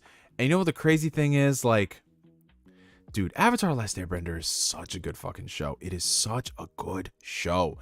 And one thing I love about the character dynamic of Zuko is that he starts out as a dick, and then he starts to reform his ways. But then he gets a chance to regain his glory, and he becomes a dick again. And he realizes that, oh, this is not the way. And then he comes back, but they don't accept him with open arms. They're still very hesitant of him, right? And man, all throughout, Uncle Eero was there for him, bro. Like, oh my God. Whoa. Bro, Western animation truly peaked with Avatar: The Last Airbender. I'm not saying there aren't shows that don't capture like aspects of how good the storytelling can be, but nothing comes close to what they did with Avatar. I fucking love that shit, bro. I might go rewatch that now. But I don't know. I'm not ready for some episodes of that show. Like the episode where Aang discovers, you know, all the air nomads are dead. The episode where, you know, Appa gets kidnapped. Oh, Jesus Christ, bro. That hit me. And then Aang's reaction when he sees Appa is not there. But what got me the most is when Aang, that next episode where he found the sand, where like the sand benders or whatever those people are. And then Aang goes ballistic on them. Dude, like I remember I was watching that shit. I was like, is Aang about to kill a bitch? Like, what the fuck? Because Toph was like, yo, like he said, put a muzzle on him. And Aang was like, you muzzled Appa? And he just said, fuck it, Avatar State, let's go, bro. Oh my God. That shit just gave me chills right now, bro. Holy fuck. $2 super chat coming in from Narukami. Jada belongs to the streets, man. Needs to let go. That's a fact, bro. That's a fact, bro. That is a fact, bro. If Rock took the low road, I feel like there would have been a fight. Oh, now I kind of want that. $5 Australian super chat coming in from Valkian24. Thank you, Maddie. I'm still upset on how the Oscars still treat animated feature categories as a children's only medium when it hasn't always been in its lifetime. Dude. You see, that's why I don't watch the Oscars like that. Like, I came back home and I tuned in from the slap until the end. But I heard they disrespected the animated features category. They said something along the lines of animation is for kids and something like adults only tolerate it because they have to. Bro, it's just that stigma, man. Like, you could have shows like Invincible come out. You can have shows like, you know, just like anime in general, Family Guy, all this stuff, and people will always view anime as cartoons, or animation in general as something for kids. It's just a bias that exists, unfortunately. And honestly, I don't think that that's really going to change much, no matter how much prestige there is, because people are just that close-minded, man. They're always going to be close-minded. Like, why do you think for animated movies, right? Why do you think that they always just cast the big name celebrities? Because they want star power. Because that's all they care about. It's not really about the quality of the acting. It's more about, how do we put in this up-and-coming rising star in our movie? Or how do we get this person here? Like that DC Super Pets movie that's coming out, like it's being sold more on the talent than it is the actual content of the movie. Now, the movie itself might be good, but I'd much rather it be about the content of the vocal performances. You know, every now and then you get a rare example where it works, like Prince of Egypt worked phenomenally well with a very star-studded cast. Into the Spider-Verse, well, Into the Spider-Verse, it didn't really have too many big names. Like, you had some big names, but you really couldn't tell. Like, I had to explain to like a couple people, like, yeah, that's you know, Zoe Kravitz as Mary Jane Watson. They're like, really? And it's like, yeah, you know, and that's Liev Schreiber as Kingpin. They're like, really? Like, you can't tell because they were so good at crafting that story. You know, like it's just certain things that work very well and people know what it is. But yeah, the Spider-Verse is an anomaly in that respect, that most of the things out there are going to have the big names. So that's what people like. Dude, what boggles my mind is the fact that they really stuck with Colleen O'Shaughnessy as the voice of Tails in the new Sonic movie. Because, like, yeah, like she was in the promo, well, not the promo, but the post-credit scene for the first Sonic movie. But it was just that. It was a post-credit scene. It was one line of dialogue saying, I hope I'm not too late. They could have easily recast that character in the sequel with, I don't know, like, who's a popular, like, up and, like a, I don't know, like a Haley Steinfeld. And no disrespect to Haley, because Haley's awesome. But a Haley Steinfeld, Anya Taylor-Joy, like that type of thing. And funny enough, Anya Taylor-Joy is playing Princess Peach in this movie, in this Mario movie. They could have done those things, but they didn't. And they decided to keep her. And honestly, God, I feel like she had to fight for that shit, bro. I feel like she had to fight to keep the role that she's been doing for almost 10 years, man. They could have done a Zendaya, because that's what they did for the Looney Tunes movie. They fucking cast Zendaya to just speak normally. And y'all know me. I will simp for Zendaya any day of the week. You name it. But she phoned it in that Space Jam movie. Like, there's no reason that they need to get Zendaya over an established voice actor. Like, I don't know who's been voicing Lola Bunny for the past couple of years. I don't know. Is it Tara Strong? I don't fucking know. Calf Saucy? I don't know. I have no idea. But either way, man, yeah, it is unfortunate because, you know, we've watched a lot of really, really, really, really good animated movies, and there's a lot of ones that I think people will a lot of movies that I think a lot of adults will enjoy because of the subject matter in them. And they're able to tell stories in ways that you can't do it in live action. But obviously, they're not going to go ahead and do that because you know how people are. Yeah. Oh, speaking of that Sonic movie, you guys. Oh, who else is excited for that Sonic movie, guys? Dude, I am so fucking amped. It's not even funny. Bro, I have never been this excited for a Sonic product. The last time I was excited for Sonic the Hedgehog was Sonic Generations. Bro, that shit was in 2011. And now we're getting this movie, and it looks so dope, bro. And I'm hearing all the early reactions. They're very positive. And then somebody said, like, yo, this movie is terrible because it focuses more on Sonic than the humans. And I read that, and I'm like, they did it. They fucking did it. We got it. We got it, bro. It looks ridiculous. And dude, if those post-credit scenes go wild, oh my god. If they throw Silver in there, if they throw some other shit, if they do some deep lore stuff, oh my god, I'm gonna go crazy. But you know, I feel like this is the balance. I feel like this is the balance in life. We need to have we can't have good Sonic everything. We either have shitty games or we're gonna have great movies. There's no in between. We can't get both with Sonic. So you gotta pick and choose. And honestly, I'm gonna take the good movies. Because Sonic Team, no, man, nah. If you guys are enjoying the stream, make sure you hit that like button. Appreciate you, DIMWITMONKEY. Thank you, bro. Yeah, the first Sonic movie was solid. It was not anything to write home about. It was very safe, played by the books, typical fish out of water story. But I think for what they were doing, it was inoffensive, and it was fine. It was fine. It was okay. It wasn't the Sonic movie we dreamed of, but it was certainly not a dumpster fire. It wasn't bad. It was just okay. It was okay. It was an okay time at the movies. And then the sequel's coming in, and it's doing all of this crazy stuff. Dude, oh my God. And that marketing is on point too. Like, let's go, man. Let's fucking go, man.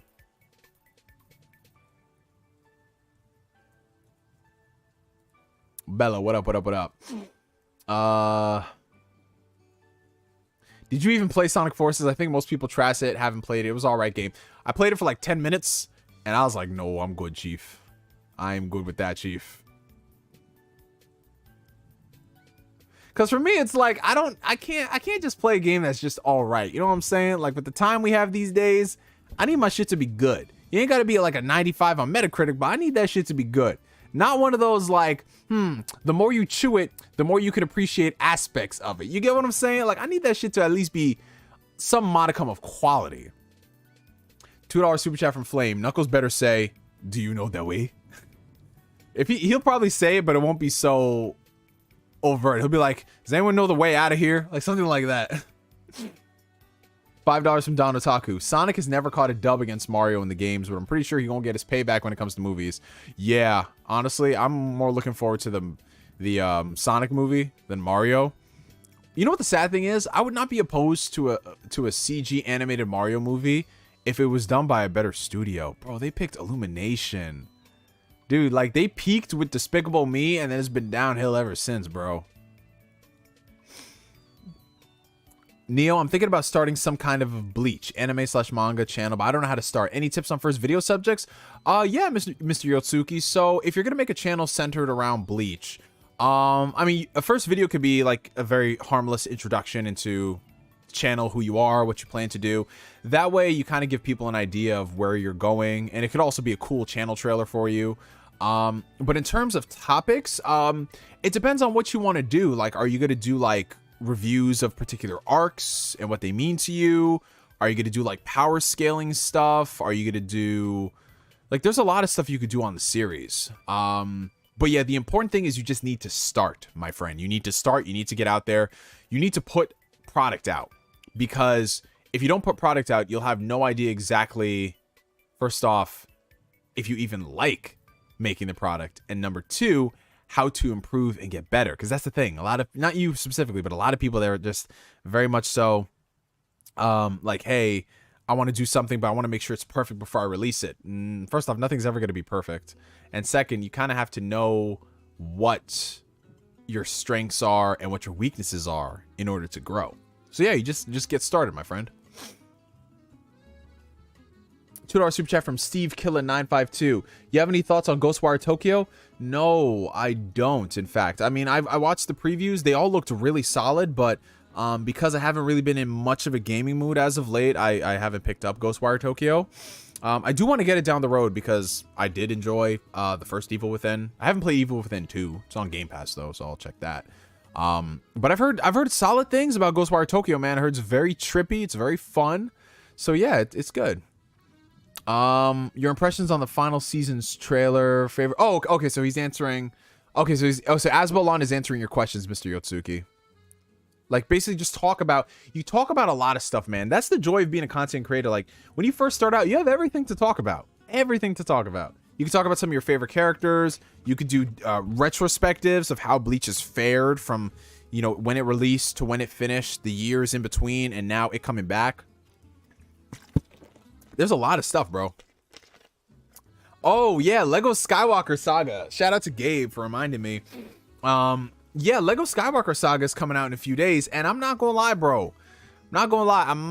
I might go ahead and cop that. I know I said I wasn't in a gaming mood, but that game looked ridiculous. Like, I'm not... Listen, I played Lego games when I was a kid. I loved Lego games when I was a kid. But I never really played them as an adult. Not because it's Lego. It's not that. But for me, it's like you play one Lego game, you play them all. And for me, I just wanted to play Lego Star Wars stuff. That was it. Like, if I'm only gonna play one Lego game, it would be that. But I'm looking at the Skywalker Saga, and bro, it's like they taking a step up, bro. They taking a step up. They're making the right moves. It looks a lot of fun. No, okay, wait. Before I go out and spend the money, does it have online co-op? Because if it does not have online co-op, I'm not playing a Lego game by myself. I'm sorry. Like, okay. So $13.99 Canadian super chat coming in from Colin, my boy. How would you rank the Lord of the Rings trilogy? Oh, I love how it's a Monday and we are all talking about Lord of the Rings. But this is the best comeback stream ever. My friend made me watch Fellowship and I really enjoyed it. I watched Two Towers during a private screening at my theater and loved it. I am hyped for the conclusion. Oh, okay. So how I would rank Lord of the Rings? Number 1, Return to the King. Which is very rare that the third movie is ever the best in a franchise. But for me, Return to the King is number 1. Fellowship of the Ring at number 2. And The Two Towers at number 3. Now, that's not to say that Two Towers is terrible because it's number 3. But when you're comparing 3 GOATs, obviously there's got to be a hierarchy. And the reason why Two Towers is in the middle, as much I love the movie to death, but it's the middle portion of something. And there isn't as much stuff that happened in Two Towers that I love compared to the other 2 movies. The Fellowship of the Ring, I love it more because it's the perfect introduction, the setup to the world, and by the end of Fellowship of the Ring, you are excited to continue on this journey. And then Two Towers happens, and the journey continues, and it's cool. And then Return of the King, which is the culmination of everything that happens. And dude, like, bro, I just think about Return of the King, I just get fucking teary-eyed, man. Like, it's such a good movie, man. Such a good movie. But you know what the thing is? I regret not watching the movies in theaters because I didn't get into Lord of the Rings until like a couple of years down the road. I think I got into Lord of the Rings in 2010, 2011. So it was a few years after the fact. No, before that. Maybe 2009. Either way, in that range. And I'm just thinking back, like, I would love to watch it in a theater, but I don't think I could sit there for 4 hours per movie. You know what I'm saying? Like, even with the Batman, that thing was 3 hours, and I was already just like, oh, all right. I've adjusted myself in the seat a few times. But, damn, maybe if I rented out a private theater and I could pause the movie myself, go to the bathroom, come back, I might do that. But yeah, dude, Return to the King. Oh, my God. It is such a good fucking movie. So good, man. Any chance you and the boys will make the NXP podcast a little more often? I'm just curious. We've been talking about it, but it comes down to schedule coordination between all of us. And if we do, we might have to move it to like a weeknight since I work on the weekends. So we'll have to see as far as that goes. But yeah, it's been a while. It's been a while since I got together with the boys. Used to play Batman 2 with my dad till my cousin deleted our progress. Yo, your cousin is a hater, Bella. How the fuck would he delete progress like that? That's fucked up. That is fucked up. Holy shit. Get it at Walmart for $10 off. Yo, I don't have a Walmart near me, bro. We used to have a Walmart like 20 minutes away, but they closed that shit down. The closest Walmart to me is in Valley Springs. If anybody lives in the New York area near the city, Valley Springs is like the closest Walmart to me. And that requires me driving across a bridge, paying a toll. It's like a 45-minute drive. So it's not worth it. Oh, Will Smith just apologized to Chris Rock and said he was in the wrong. Oh, let's read Will Smith's apology. Hold on. Let's see. Hey, my homie is watching me on the LGC1. I appreciate you. My homie Rhino, shout out to him. He just copped himself an LG. And he got that shit mounted and he's watching me over there. Oh, man, it's fucking beautiful. I fucking love you, bro. Appreciate you. All right, let me see this Will Smith apology right quick.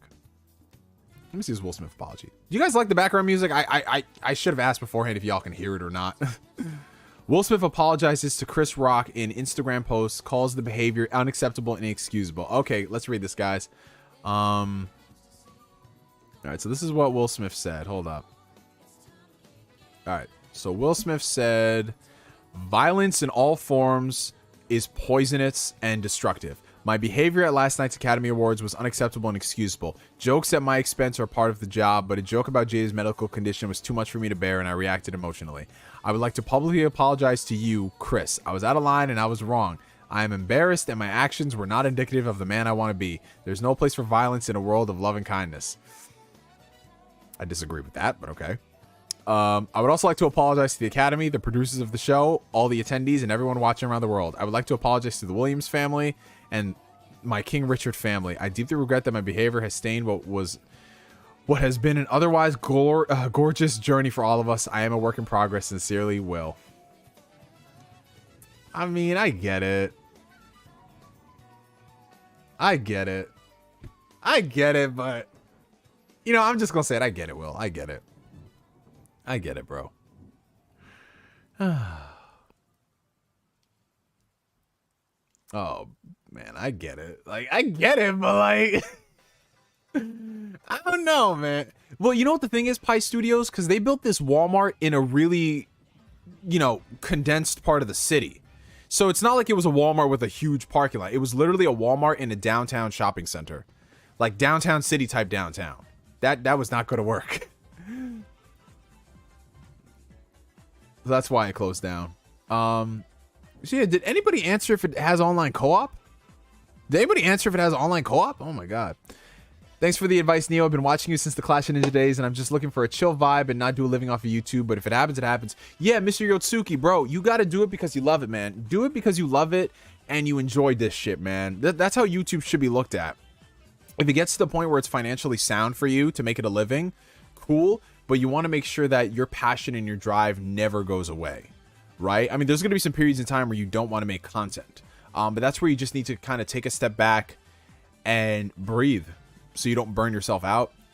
And you explore other avenues of some stuff you like, because you don't want to pigeonhole yourself as like the Bleach channel guy. Because then you're going to run out of content eventually. That's what happens when you're a Kingdom Hearts YouTuber. There's never anything to talk about. You know, unless there's a new game coming out, there's really not much there. So yeah, you know, talk about Bleach and why you love it and why it's great for you, but also take that time to do other stuff you want to do too. Like, let's say, for example, you love talking about, I don't know, Hannibal Lecter movies, and do deep dives on those movies too. Why not? Let's see. He hit new game and he still claims he's a gamer because he has a PC. So you're telling me, wait, you're telling me that your cousin deleted your Lego Batman 2 save file and he says he's a gamer, but he doesn't know how save slots work? Oh, he a fraud, Bella. He a fraud. Certified fraud. Don't do it for money. Take it from me. Burnout is real. Fear no hate is absolutely right. Because listen, when you start making content because you don't want to, and you just want to cash a check, that's when the passion dies. Like, there's obviously times where you want to capitalize on some stuff and talk about things. That's fine. But when you start forcing stuff out and you're just trying to fit like an arbitrary video length, it's just like, bro, what are we even doing here? Oh, you sent me some drawings on Instagram? I appreciate that. I will check those after the stream, Aaron. Thank you so much, my friend. Yo, so Jason, Amazing JD, who bought a PS5, he's going ahead and he's trying to transfer his save files on Spider-Man from the PS4 version to PS5 version. It's a process. And I'm like, yeah, man, Microsoft was onto something with that smart delivery shit. Like, it just works, bro.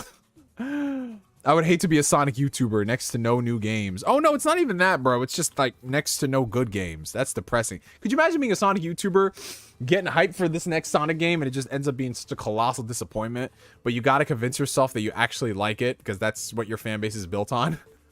I'd be so disappointed. $5 super chat from Don Otaku. I forgot to say this earlier, but I got one of these so-called hot takes that y'all like. Jaden Smith Karate Kid is better than the original. Oh, Don Otaku, your likability is now at negative 67%.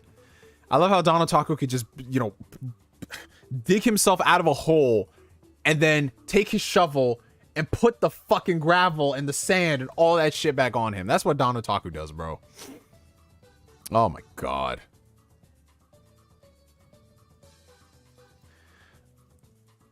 I never really got into Maggie like that. Maggie, the thing about Aladdin. I never got into it like that, Asbel. I heard it was aight. Oh, so Lego Star Wars only has couch co-op? Bro, I can't get jiggy with that shit. I can't get jiggy with that shit, bro. Could you imagine like posting clips online like, yeah, this Lego Star Wars game is fun. You just playing that shit by your damn self, bro. That's just depressing, man.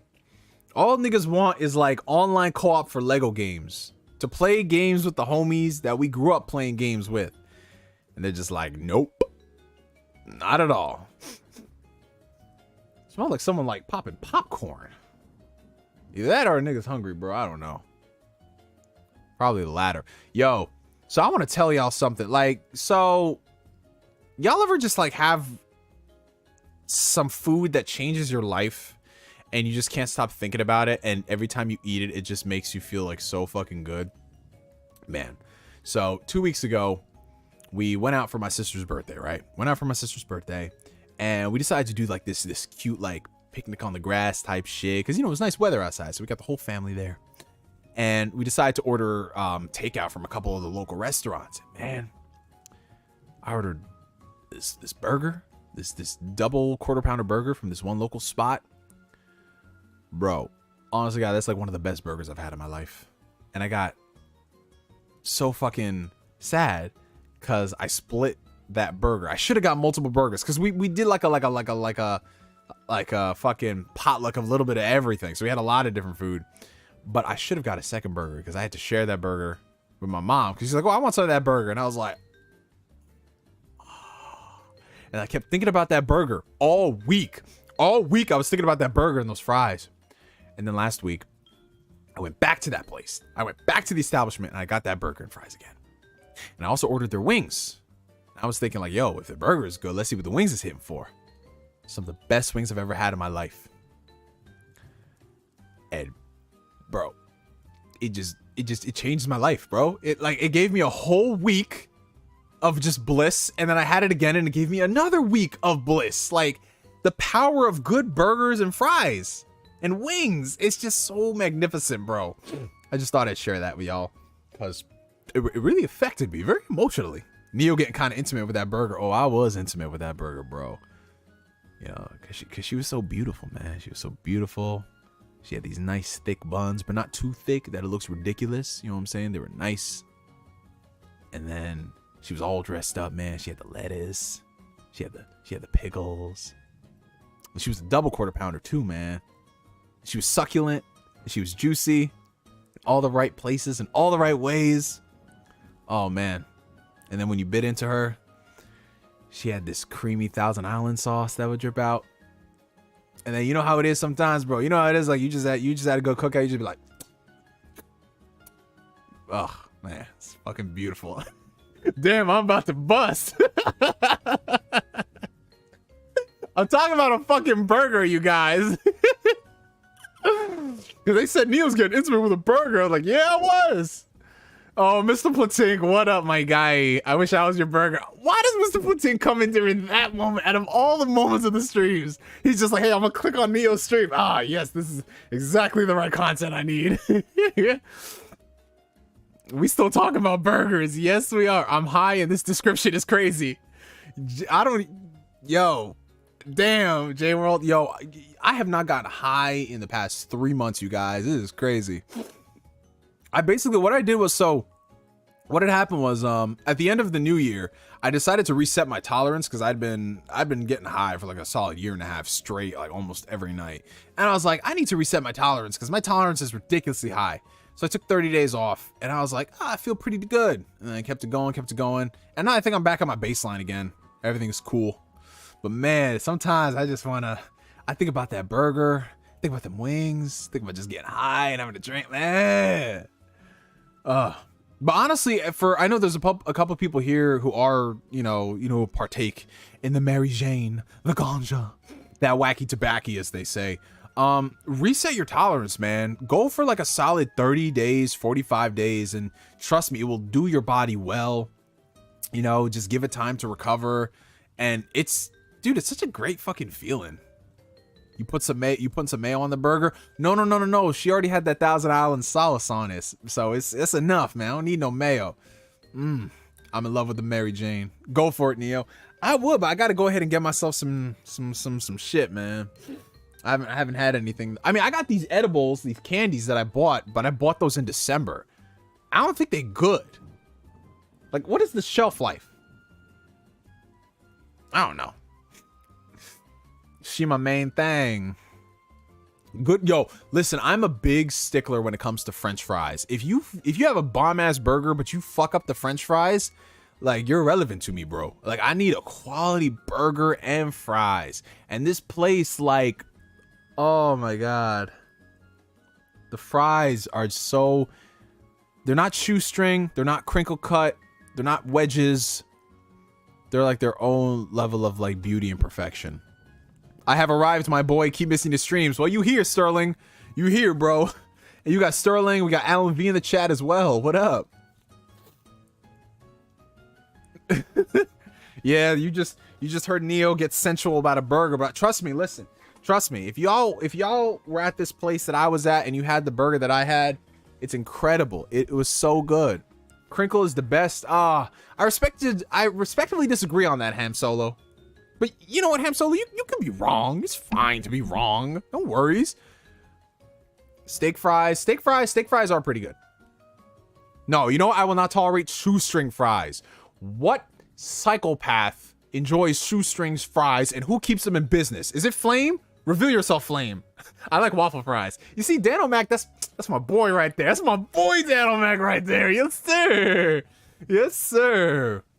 I love waffle fries. I love steak fries. I can't fuck with crinkle cut fries, though. It's okay that you're wrong. No, Ham Solo, you can't throw what I just threw onto you. It doesn't work like that. You cannot reverse Uno my Uno card with the exact same card. These are not the rules. These are not the rules. Waffle fries are based. Yo, y'all had some bomb ass waffle fries. Oh my God.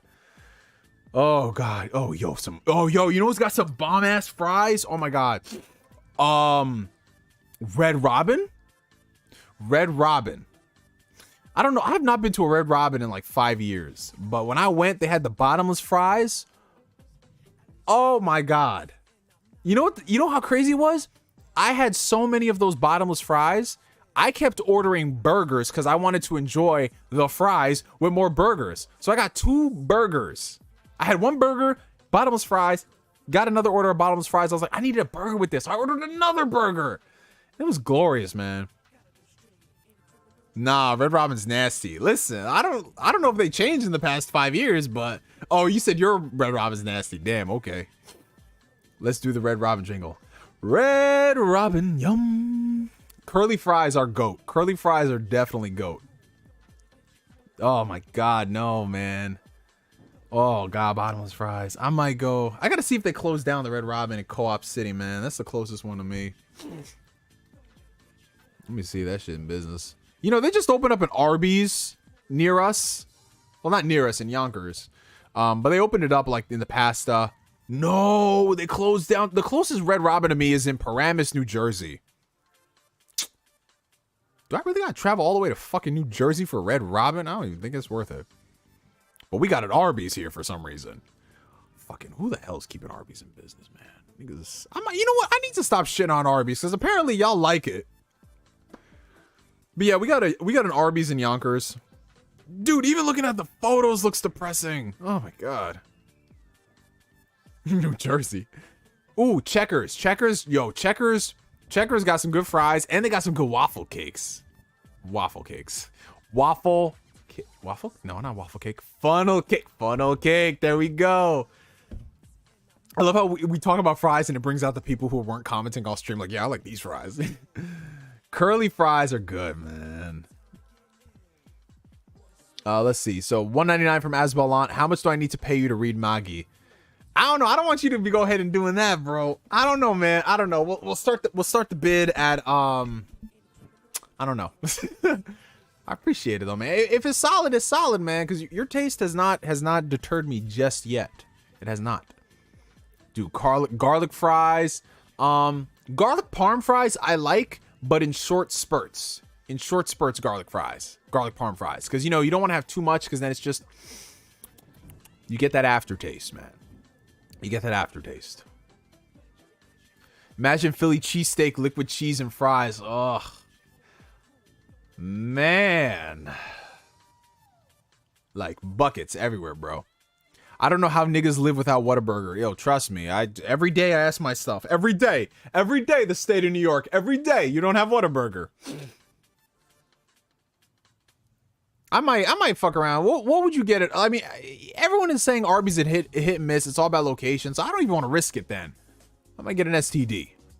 $4.99 from Corey Gryffindor. I probably fell asleep when you talked about this, but do you think Will was in the right to slap Chris Rock? Personally, I'm not sure. Well, I don't really... Well, so yeah, we did talk about this before, Corey Gryffindor, but I'm not really saying that Will is in the right or in the wrong in the situation. I just think that Will did what he wanted to do, and that's that, man. I'm not going to say he's wrong for doing it. I'm not going to say he's righteous for doing it. So I don't want to play judgment, like judge, jury, and executioner on him, because I understand it from his point of view. But if I had to pick a side, I would say, you know, I can't say he's wrong for doing that, because fuck it, you know what I'm saying? Like, if I was in his situation, and let's say my wife had a similar thing going on in her health condition, and she was really self-conscious about it, I wouldn't like somebody making a joke about that, because there's some things you joke about, and there's other things that, depending on what your tolerance level is, you might not tolerate that. But at the same time, I don't think Chris Rock shouldn't have said that, because I respect everybody's right to say anything, but just know sometimes if you talk shit, you're gonna get hit. You know what I'm saying? Let's see. $2 super chat from Flame. Checkers is raccoon chow. Throw it in the bushes. Well, how would you know what raccoon chow tastes like, Flame? Flame, I gotta ask some questions, because you be throwing around some like interesting ways to describe food, and I'm kind of confused here. Like, are you speaking from personal experiences? Like, what are we really doing here, Flame? $2 super chat from Chapter My Psych. Will Smith just admitted he was wrong 30 minutes ago. Well, I mean, that's the thing. Will Smith, he can come out and he's entitled to his opinion to say he was wrong. I mean, I just don't... Like, someone could say what they did was wrong, and I could still be like, nah, son, I disagree. You know what I'm saying? Like, you know what I mean? Like, it's just one of the things, like, yeah. Damn, so now we went from liking checkers to slandering checkers. In-N-Out is mid. Yes, In-N-Out is very mid. I agree with that. The Batman or No Way Home? The Batman. Every day of the week. I love No Way Home. Don't get it twisted. I love No Way Home. It's great. But let's be real. No Way Home is carried very heavily on everything outside of MCU Spider-Man. Like, let's be honest. Fantastic movie, but the Batman, though.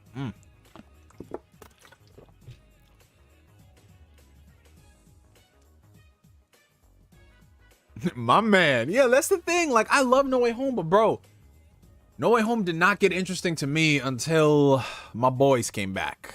Till my boys came back, and that condo scene, from that condo scene onwards, No Way Home became a GOAT movie. Everything before that, I was like, yo. Your Batman day was on my B day. That's right. Bella's birthday. That's a fact. And Bella's got 1 year older. That's crazy. That's fucking insane, man. You're growing up. Like, Bella, when I first knew you, you were like this big. And now, Bella, you're like this big. You got to stop growing. You can't do this. Can't do this, man. I'm really getting to that age now, guys, where like all my friends' kids or like cousins who have kids, they're starting to get like conscious of who I am as a person. And I did that whole uncle thing where I was just like, you know, remember when I knew you, you were like this big. And then I had to stop myself for a second. I'm like, Chris, you're only 28 years old. Like, you can't, it's too early for this.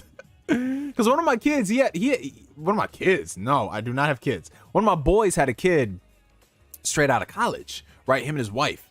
And, you know, like, I was there when the baby was born. Not there, you know, in the room. Like, hey, good job. High five. But, you know, I saw the baby a few weeks after. And, you know, I recently saw the baby now. That baby is like 7 years old, 8 years old, something like that. And I was like, wow, I remember you when you were like, you had like no feet. You couldn't even walk, bro. Neo caught the kid. Granddaddy Spark. Grandpappy Spark. Uncle Sparky. Uncle Sparky. Uncle Sparks. Uncle Sparks. I gotta come up with a name. I can't be Uncle Chris. Uncle Chris sounds a little too creepy. Uncle Chris? I don't know. I gotta be like, Grandmaster. Grandmaster of the Spark domain. That's what I'm gonna call myself. That's what I'm gonna call myself, bro. Oh, damn. Everyone be going on Twitch. Hey, Liddy. All right, what's this girl talking about?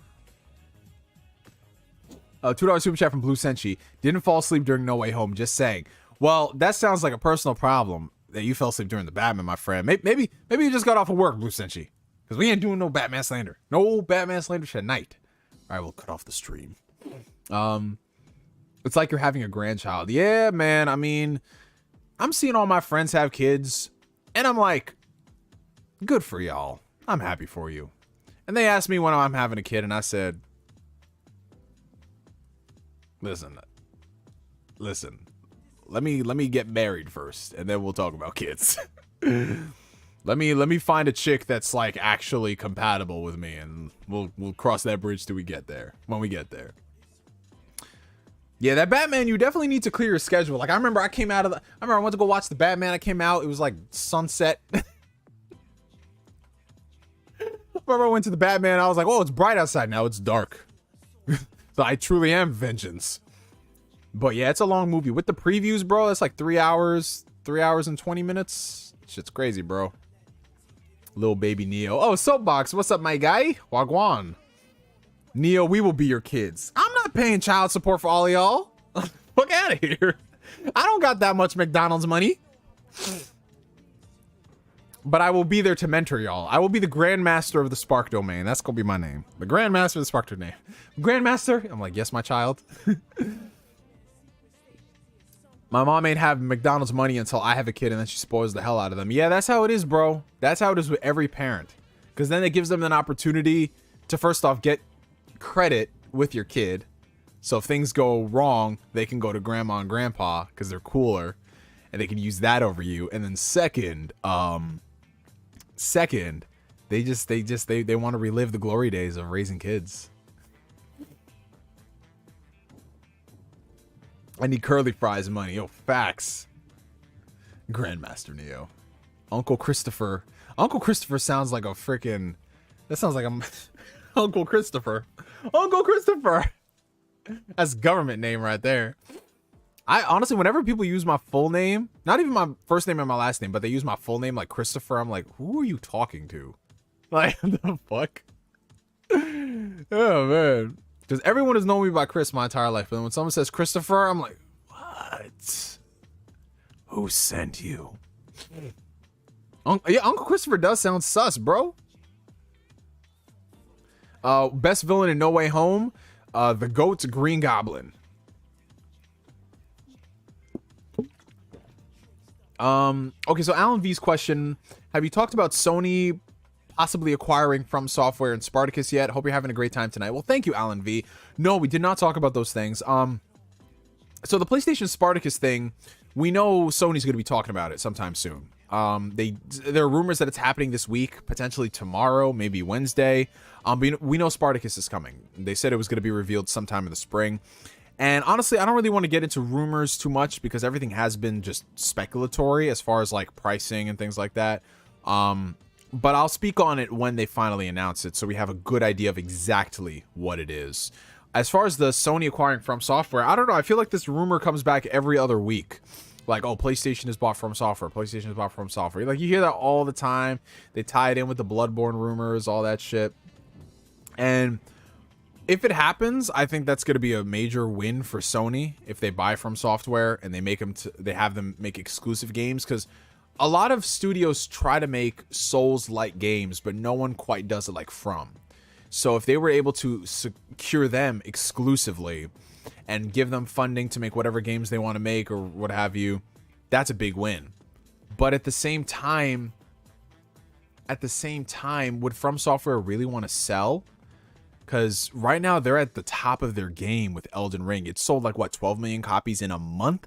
In a month, they created a whole fucking genre, essentially. And in just the span of 10 years, less than that, actually, they ended up, like, just all, like, the shit that they've done, it's insane, man. So I don't know if they would sell. But then again, they've always needed a publisher. They've worked with Bandai Namco. They've worked with Activision. They worked with PlayStation before. So maybe they want to, you know, cozy up with somebody and own them for good. But yeah, if it does happen, I think it's going to be a major win for PlayStation, because that is a power move. You can only play the best Souls games on a PlayStation platform. It kind of sucks that they've been known as the multi-platform developer for the past 10 years. So taking that away from Xbox and PC, because that's the thing that sucks. Like, if Xbox bought From Software, it's not that big of a deal because you'll still get the games on PC. And Xbox is adamant about that. But with PlayStation, bar there being a Destiny situation, which is Bungie is their own unique entity, they're all going to be exclusive to PlayStation, unless PlayStation's plans to do like at least day and date PC releases, that the timetable gets moved up, which I don't think it will be, but you know, anything could happen at some point. So yeah, it's going to be interesting. How do you feel about Soul Hackers 2? It shit looks great in my opinion. I haven't really looked much into Soul Hackers 2 outside of the initial announcement, but you know, it's an Atlas game. It's most likely going to be quality, provided they don't, you know, do some shady shenanigans and shit. Yeah, Attack on Titan, Uncle Sea Dog. Uncle Sea Dog. Yeah, Attack on Titan. Dude, that final season, bro. I fucking love it, man. Like last week's episode was GOAT tier. And this is how so out of the loop I am. I could have sworn we had another solid, like, I don't know, 6, 7, 8 episodes to go. But then I found out that next week's episode is going to be the final episode. And I'm like, whoa, how are you going to wrap up this story? And from what it sounds like, apparently Mappa is going to turn the last few chapters into a movie, which logistically, you know, given the track record of animes getting movies and how they've been performing, I mean, Demon Slayer did phenomenal. That movie made over $500 million, you guys. An anime movie, like, anime budgets are very small by comparison to most other productions. So for that movie to make over $500 million during COVID, insane. And Jujutsu Kaisen is already pulling in really good numbers too. So I know that's something that they want to do, because that's guaranteed bank right there. It makes me sad though, because that means that we gotta wait. We gotta fucking wait, because Mappa's workload is already crazy between Attack on Titan, Jujutsu Kaisen, Chainsaw Man. They're doing a whole bunch of other stuff. Vinland Saga season 2. There's a lot of shit, and I feel bad. I feel bad for them, bro. I'm excited as a fan of all those series, but I feel bad for them Mappa workers, bro. They gonna see God before they see their family again. It's fucking insane. Oh, what's up, Flame? Level 1 Gaming in the chat. Everybody pulling up tonight. Have y'all ever seen Don Cheadle and Neo in the same space? Think about it. What you trying to say, Flame? What, Flame? Flame? Y'all are confusing me now. Fame in the chat. But you know what? You gonna disrespect me, I'm gonna disrespect you. You flaming. That's it. Flame, we might have to pass over that name to Fame over here. He said that me and Don Cheadle are the same. Well, listen, I don't know, man. I've seen what's been going on in your podcast with Don Cheadle. I've seen the meme box. I've seen all the shit happening with you, bro. And if there is somebody that's got more of a relation to Don Worth Cheadle, I think it would be you, my friend. I think it would be you.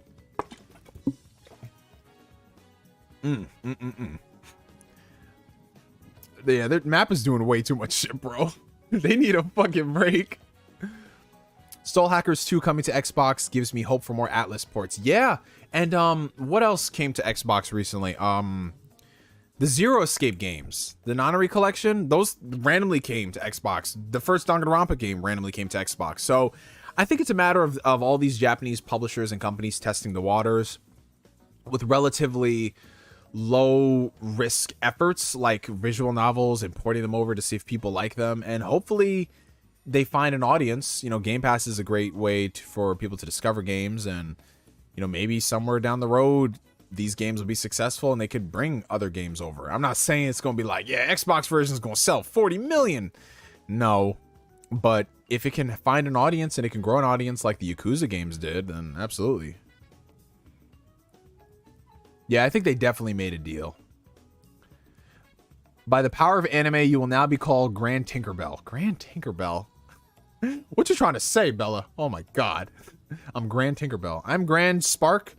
I'm Grandmaster Neo of the Spark domain. That's my name. That's what the ladies call me in bed. Oh, so we got a $6.99 Canadian super chat from the homie Colin, my boy. Thank you.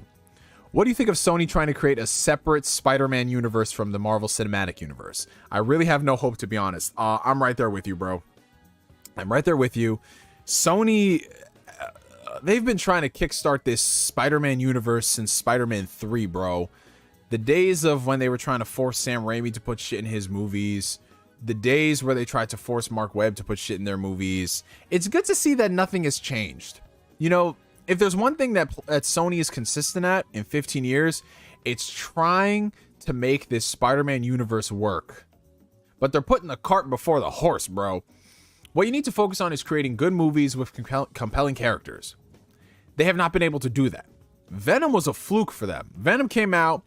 Look, let's be real. People like Venom, but no one's saying that Venom is like this GOAT tier movie. It's just like, sometimes I want a dumb, funny movie. Like, that should not be what Venom is all about. But people liked it, so fuck it. Here we are. And then they come out with this garbage shit Morbius. And now they're talking about they're doing this Kraven movie. It's just a whole bunch of nonsense, man. And that is why I think Kevin Feige's just that's why Kevin Feige is trying to work so hard to build his universe without using Spider-Man shit. Because I know he's a big fan of the character, but there's just too much red tape wrapped up in Sony shenanigans.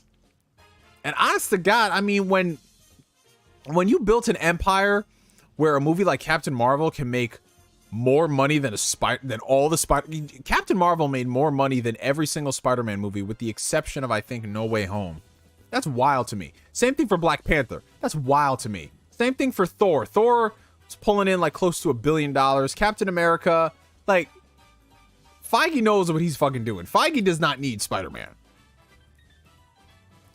But fucking Sony, they need that MCU connection, bro. And it's sad because, listen, what they're trying to do right now, I assume they're trying to build this Sony Spider-Man universe. They're going to ape off the multiverse shit. They're going to be like, oh my God, wouldn't it be crazy if Kraven and Morbius and Vulture got together and assembled the Sinister Six? I mean, there's no reason. There's no narrative reason why. But wouldn't it be crazy, guys? And wouldn't it be also crazy if we maybe brought back some of the older Spider-Men?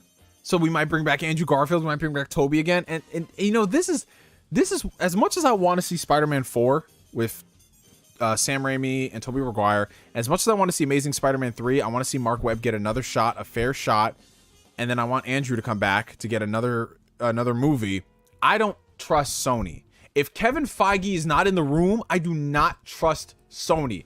And I know people like to say, well, Sony is the one that gave us Spider-Man 2 and Into the Spider-Verse. No. Sam Raimi gave us Spider-Man 2, and Phil Lord and Chris Miller and their team gave us Into the Spider-Verse. I don't credit Sony for that shit, because look what happens when Sony does something. They give us Morbius. It's just so frustrating, because if they do bring them back, it's going to be so half-assed, bro. They're going to do this multiverse movie with Madam Web, and they're going to use that as an excuse to do like the Spider-Man saga or whatever. It's gonna be cheeks, bro. It's gonna be cheeks.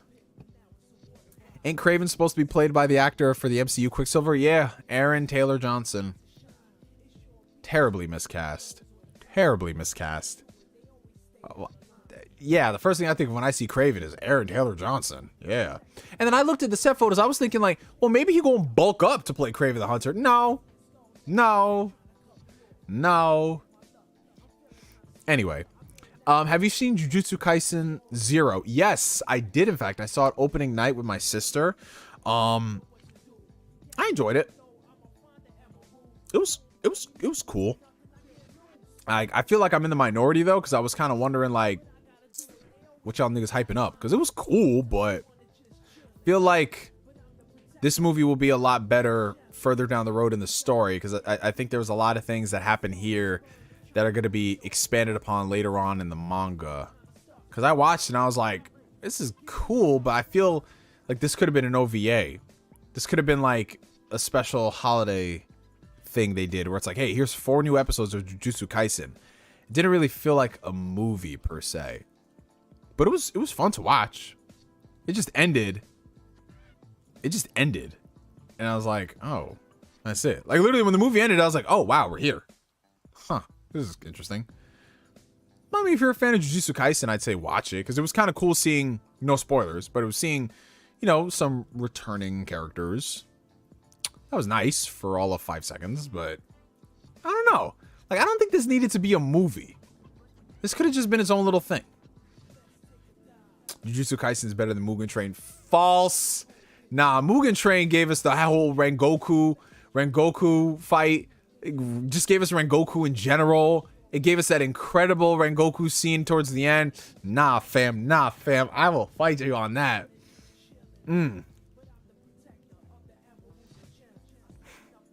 Hey, yo, turn up the Knuckles rap. Oh, what's up, NV Dub? How you doing? Bro, I would love to see Toby come back and do a Spider-Man 4, but I don't trust Sony.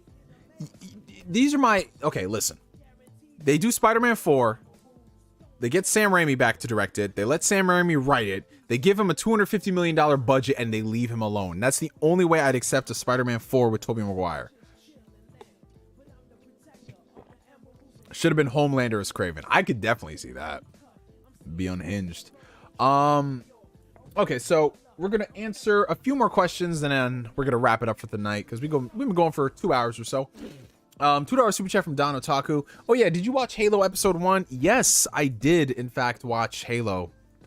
I saw the first episode. What was it? Thursday it came out. It was okay. It was alright. I didn't hate it, but I wasn't like impressed with it. I think that it does a lot of things right from looking like Halo at times. I loved the intro scene with Master Chief and the combat and how it was very visceral. There was a lot of gore.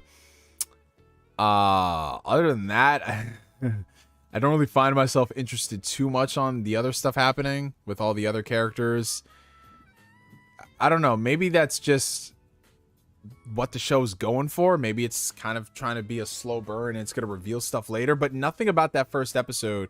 And of course, I'm trying to speak around spoilers, but nothing about the first episode was really that intriguing. To me, it just came off like very by the numbers sci-fi. Nothing about it was like it captured me like the Halo games did. And I know Halo is not like the greatest sci-fi thing that has ever come out, but the games do a pretty good job. And I watched the show and I was like, oh, that's cool. And oh, it stopped. Okay. Special effects for what they did, the budget of the show, I think they could have been a lot better. It felt very fan filmy. It felt extremely fan filmy. It felt as if we have a budget of $5 and this is what we're going to do. Master Chief just looked too fucking plasticky, bro. Like, I was expecting something more than this shit, bro. Like, how long y'all been working on this? You have how much money per episode? It did not feel like I could go up to Master Chief and touch his armor.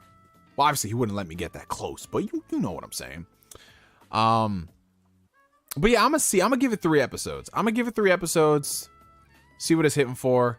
See if it hooks me.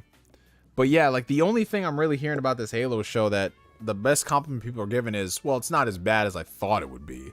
Which to me is not a glowing endorsement for a product. If something is not as bad as you thought it was going to be and you can't say why this thing is good, but that's just me, man.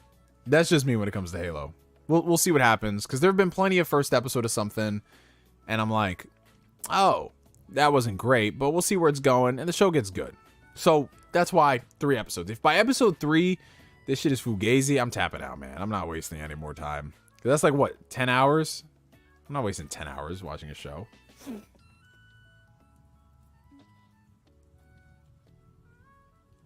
Oh, well, Bella already talked about it in the chat. Him taking off the helmet ruined it. You know, I didn't really have a problem per se with Master Chief taking off his helmet. Why the fuck did he do it so early, though? I was expecting this to be like towards the end of the series or the end of the season at least, where it's something that's very traumatic that does that. It's like, nope, first episode, that's what that nigga looked like. I'm like, what? But yeah, I don't know. He's he doesn't like, his voice doesn't like, yeah, not everybody could be Steve Downs, but his voice doesn't just give off like imposing, intimidating, in command, in charge. Yeah, you could watch Dress Up Darling instead and get more of your times, or possibly Flame. Possibly. I might have to go ahead and check that shit. From the trailers, it looks more like The Expanse and Mass Effect than Halo to me, which kind of explains the writer not having knowledge of the games. Oh yeah, yeah, it definitely comes off more like that. But it doesn't have its own identity in terms of what it looks like. It doesn't look like anything. It just looks so like, did y'all shoot this on like on a fucking backdrop or something? You know what I'm saying? It just doesn't come off as, wow, I want to be in this world. It comes off very much so like a set. Like everything is, I know this sounds so weird, but I think you guys know what I'm talking about. It comes off like a set. Like when people walk into a scene, we're walking into a scene. I don't believe this world exists. But we'll see, man. We'll see. My Dress Up Darling be horny wholesome. Horny wholesome? Listen, it better not be weird. Because if that's just going to be weird, I'm coming after y'all. Coming after y'all.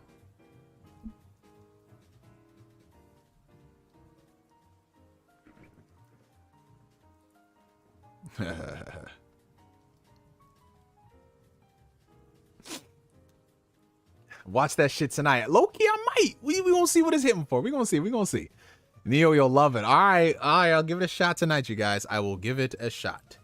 But yeah, y'all, I think it's about time we wrap things up for tonight. We've been going for like, what, a little over 2 hours? 2 hours and change, something like that.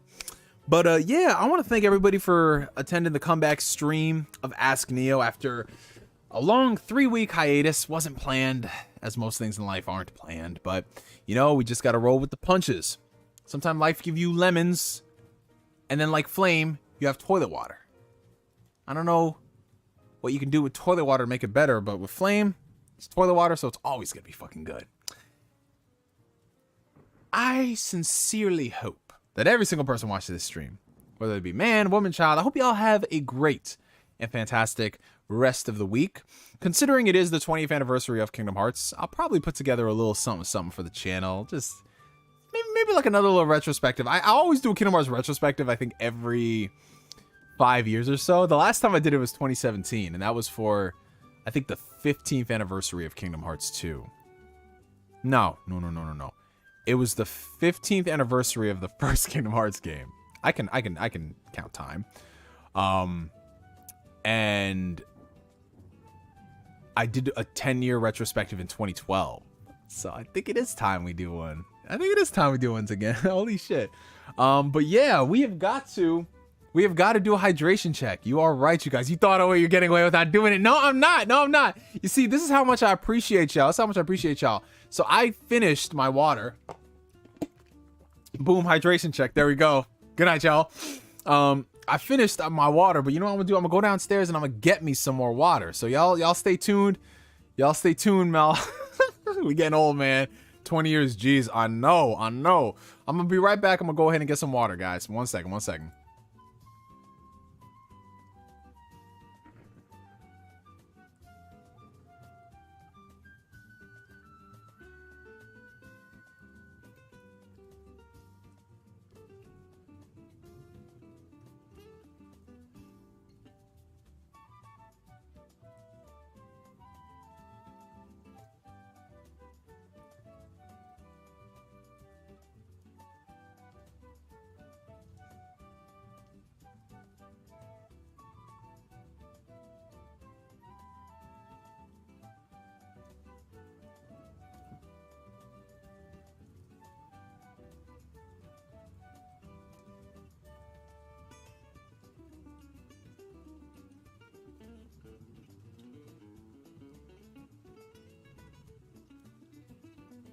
All right, we back at it like a crack addict for the second time tonight.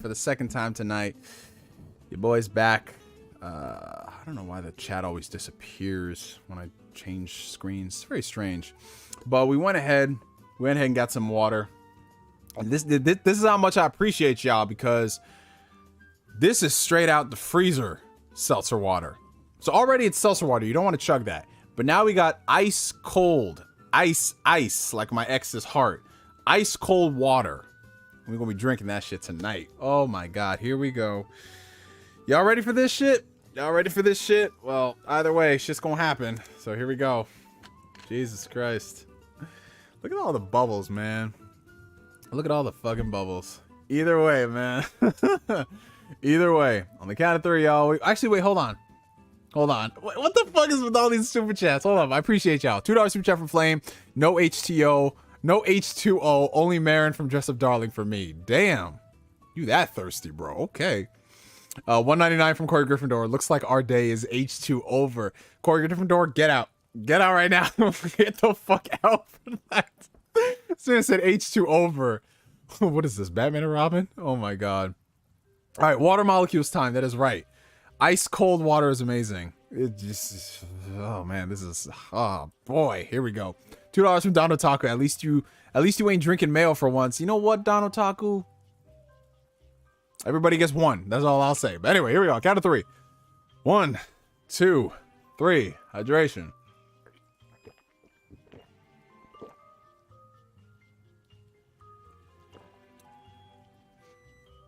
Bro. Oh my God. It's like Elsa just came in my mouth. My God. Jesus. Bella, you didn't hear that. Bella, you didn't hear that. You're too young to know what that means. Anyway. Oh, Jesus Christ. Fucking hell. But yeah, you guys. I hope everybody has a fantastic rest of the week. I hope you enjoy your mornings, your afternoons, your evenings, wherever y'all may be. I can't. We're lucky this is the end of the stream because I can't keep a straight face anymore. Oh, she said let it go. I'm dead. But thank you guys so much for coming through to the chat. Thank you guys so much for the super chat donations. Thank you so much to all the mods here. Y'all are amazing people. Y'all are amazing people. Remember to be kind and excellent to one another, but also be kind and excellent to yourselves, because that is what is paramount more than anything. So I got you with another video later on in the week. And yeah, from me to you for now, my name is NGS signing out. And like always, I will catch you guys later. Peace out, y'all. Have a good one.